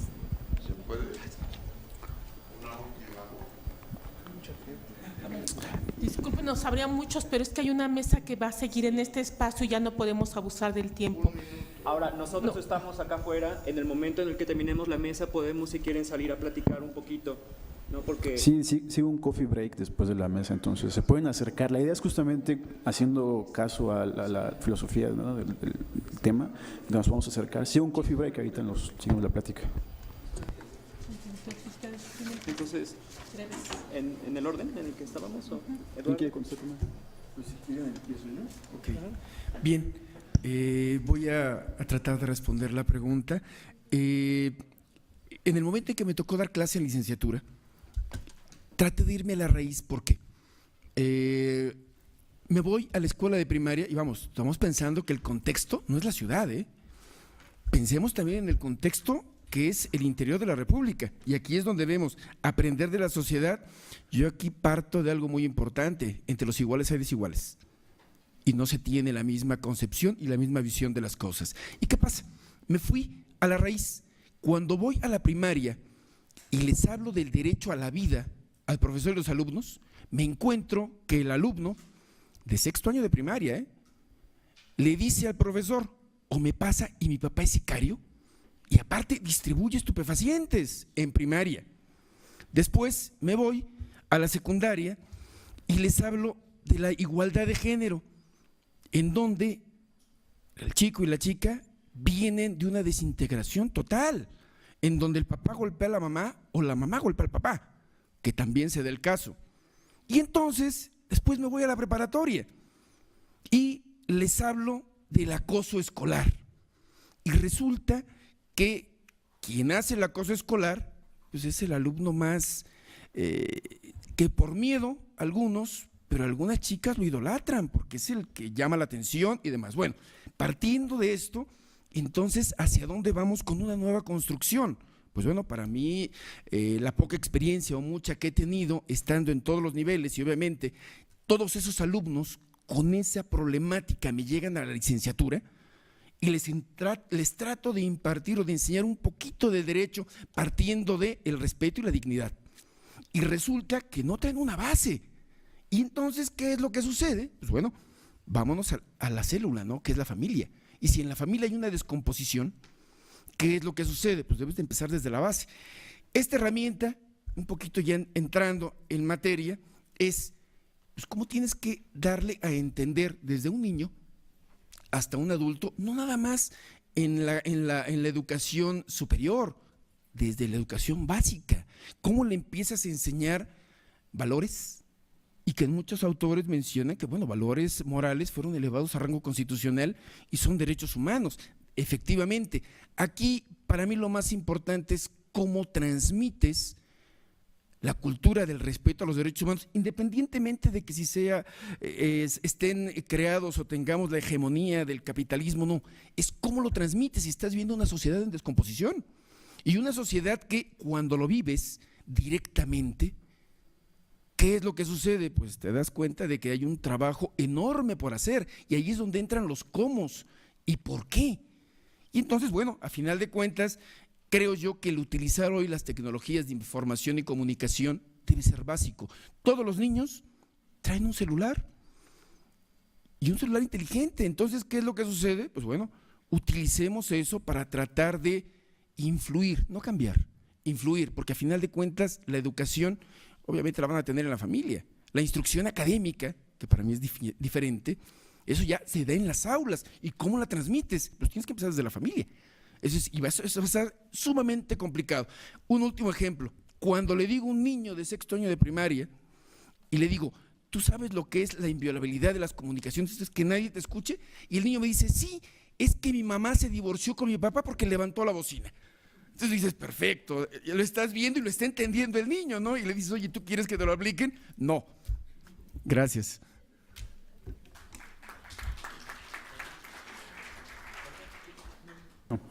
¿Quién contestar por acá, Sergio? Bueno, voy a tratar de ser como muy breve y voy a tratar como de meter todo en un… Antes que nada, una disculpa con el compañero al que le pedí, porque yo entiendo pues que tenemos poco tiempo, podemos platicar acá afuera más todos. Ahora, hay 3 cosas que quiero decir. Primero, es verdad, la deshumanización de los profesores se da en gran medida por una autodivinización que se hacen los mismos profesores, ¿no? Y también como una forma de resistencia del estudiantado a ese trato deshumano al que el sistema los somete a ellos. Es decir, es una resistencia de los oprimidos del sistema en contra del que se ven como el opresor inmediato, pero el opresor inmediato, como decía la doctora María Eugenia, también es un oprimido, porque también los profesores estamos en ciertas situaciones, ¿no? Digo, el doctor José Orler pues es el secretario general de su facultad, no tiene sus problemas, pero los simples mortales… Sí, bueno, fíjense ustedes que esa es la primera vez que Daniel dice, estoy de acuerdo con lo que dijiste. Sí, se le escapó. Una vez estábamos en Argentina y dijo, mira, no estoy de acuerdo con algunas cosas y con todo lo demás disiento. Bueno, ahora… me parecen muy interesantes las preguntas de Daniel, ¿no? ¿Cómo hacer prácticas docentes críticas? Sobre todo en aquellas materias que parecen que no dan espacio para la crítica, ¿no? Por ejemplo, estás dando teoría del delito, ¿no? Y cuando das teoría del delito y te ponen, oye, le tienes que enseñar qué es tipo, qué es esto, tal. ¿Dónde puede caber lo crítico? A mí me parece que precisamente por eso lo que dice Daniel es muy importante, que las posturas críticas siempre son más complicadas porque las posturas críticas tienen que partir de conocer lo que se ve tradicionalmente. Es decir, yo estudié una maestría en sociología que el primer día nos dijeron, aquí somos el último centro que existe en México que se reconoce de sociología marxista. Y eso significa que tú vas a ser un experto en Weber, que vas a ser un experto en Durkheim, en Comte, que vas a ser un experto en todos los no marxistas, para que entonces puedas discutir con los no marxistas por qué el marxismo está en lo correcto. Entonces, eso es muy complicado porque desgraciadamente nosotros somos seres humanos, tenemos la burguesa costumbre de comer diario y siempre queremos vivir más allá de nuestras posibilidades, ¿no? Tener una casa bonita, vivir con la familia y, sin embargo, ¿cómo lo podemos hacer? A mí me parece que desgraciadamente tiene que ser a través de del trabajo, ¿no? Es decir, tenemos que… Porque esas materias no las tomamos porque nos causan más trabajo, porque nos cuesta más trabajo encontrar la jiribilla crítica al derecho financiero que a la sociología jurídica, ¿no? Es decir, parece como que ahí no hay carnita y entonces decimos, bueno, pues lo dejamos, pero eso lo dejamos, se convierte entonces en la reproducción de los discursos y cuando tú tienes un estudiante en introducción, el estudiante sale con una perspectiva crítica, va a teoría del derecho, te sigue a ti, no sigue al mismo profesor, o el profesor recomienda, el profesor Sergio recomienda a Germán, el profesor Germán recomienda a Jorge, Jorge recomienda a Sergio para la siguiente materia, pero después los dejamos de ver y cuando regresan a filosofía del derecho ya están totalmente imbuidos por la lógica positivista, totalmente imbuidos del fetichismo de lo jurídico. Entonces, ¿por qué? Porque no hay profesores que den esas materias, porque desgraciadamente si yo quisiera dar contratos, me tengo que poner a estudiar contratos y yo no estudié contratos de una manera en la que yo lo pudiera dar adecuadamente. Entonces, lo que tenemos que hacer es eso. Y esa es, creo, nuestra responsabilidad, conociendo también los límites, porque por muy crítico que sea tu discurso, tienes que entender dos cosas. Uno, que tienes que formar a los estudiantes para que los estudiantes salgan al mundo laboral, que no les puedes venir a dar lo que a ti se te ocurra y que no puedes venir y decir, yo sé que la clase es de contratos, pero hoy vamos a leer el Capital, ¿no? Estaría chido, pero no, porque, ¿saben? Porque por la sencilla razón de que el estudiante luego tiene que salir y va a ir a trabajar a un despacho en donde tiene que saber hacer un contrato. Entonces, eso también yo acepto la idea de los estudiantes que dicen, mira, me interesa mucho todo lo que me estás diciendo, pero quiero comer, ¿no? Entonces, pues mejor me voy a poner a estudiar esto. Yo lo entiendo. Ahora, creo que esto nos lleva a cómo podemos horizontalizar el trato en el aula. Me parece que con nuestras prácticas, porque es muy bonito decirlo, pero en el trato cotidiano, a la mayoría de la gente que te dice, no, a mí háblame de tú, yo soy tu amigo, y no sé qué, y en el momento en el que te hablan como amigo de verdad, pones una barrera, pones un límite y dices, no, aquí ya no, a ver qué está pasando, no quiero esto. Entonces, pues es eso, es trabajo personal y trabajo compartido, cuando nosotros somos pocos los que hacemos teoría crítica. Sin embargo, en la facultad somos pocos los que hacemos teoría crítica, pero nunca son pocos los que hablan de teoría crítica. En muchas ocasiones hablando desde distorsiones o ridiculizaciones de lo que es la teoría crítica, ¿no? Entonces, son paradigmas diferentes, es eso. Y ya, perdón por la hegemonía del micrófono. Doctor Germán. Retomo el comentario de Sergio al respecto de la condición peyorativa de la teoría crítica que se le ha trabajado y al respecto de ideología. Por una parte, se ha dicho que la teoría crítica es ideología. Bien, la teoría crítica dice que el positivismo es ideología, que el neocontractualismo es ideología, que también los derechos humanos son ideología. Porque finalmente todos, desde Foucault, son discursos y todos tienen contenidos de poder. Así es de que vámonos poniendo en orden, porque cualquier cosa entonces puede ser ideología. Por otro lado, lo que preguntaba justamente Enrique, cómo poder vestir de elementos más empíricos, quizás. Primero, me parece algo bien interesante la pregunta y es algo necesario, hay que hacer métodos de cuantificación, cualificación, pero primeramente hay que descolonizar los métodos, ¿no? Porque de otra manera vamos a reproducir las mismas ideologías. Y bajo esa misma construcción, formar grupos interdisciplinarios, multidisciplinarios, transdisciplinarios, para que tengamos puntos de vista interno, puntos de vista externo.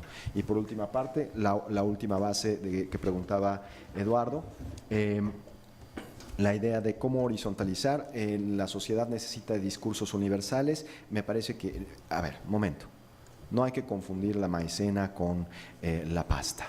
Son cosas diferentes totalmente. Un discurso emancipador podemos tomarlo como una transición o transformación social. La noción de contrahegemonía era solamente el punto de mi documento, de mi participación, era responder a la pregunta de Duncan Kennedy sobre la politización del aula y si es posible o no generar contrahegemonía al interior. No transformación social, eso nos lleva a otra liga. En cuanto a la contrahegemonía, horizontalizar de una manera muy particular. ¿Cómo? Aprendiendo desde abajo.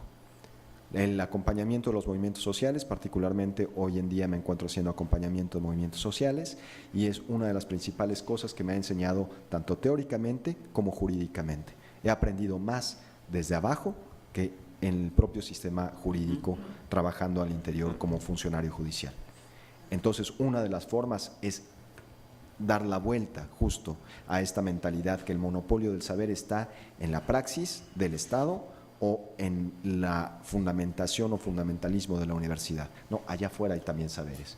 Y esos saberes, sí, más bien tendríamos que dejar de ser sabios ignorantes y empezarnos a dar cuenta que afuera se produce también poder y saber. Muchas gracias. Doctor Lucas, ¿quiere responder o no? Bueno, yo tengo un comentario que quiero responder in absentia, ¿no? A la crítica, ¿no? Por ejemplo, porque si no es importante, ¿no? Vean ustedes, no sé si sepan, pero Marx sabía derivadas, entonces hay matemáticas en el Capital, ¿no? Y abogado. Entonces, claramente no puede uno pretender hacer teoría sin incluir aquello que en aquello que sustenta las matemáticas. Aquí en México estudiamos literatura, ¿no? En la universidad, pero en Alemania le llaman Sprachenwissenschaft, es ciencia del lenguaje. Entonces es muy diferente. ¿Qué es lo que le da sustento?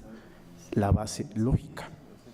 Entonces, si nosotros queremos hacer teoría crítica, no vamos a meter necesariamente modelos trigonométricos, sino tener una base lógica sólida.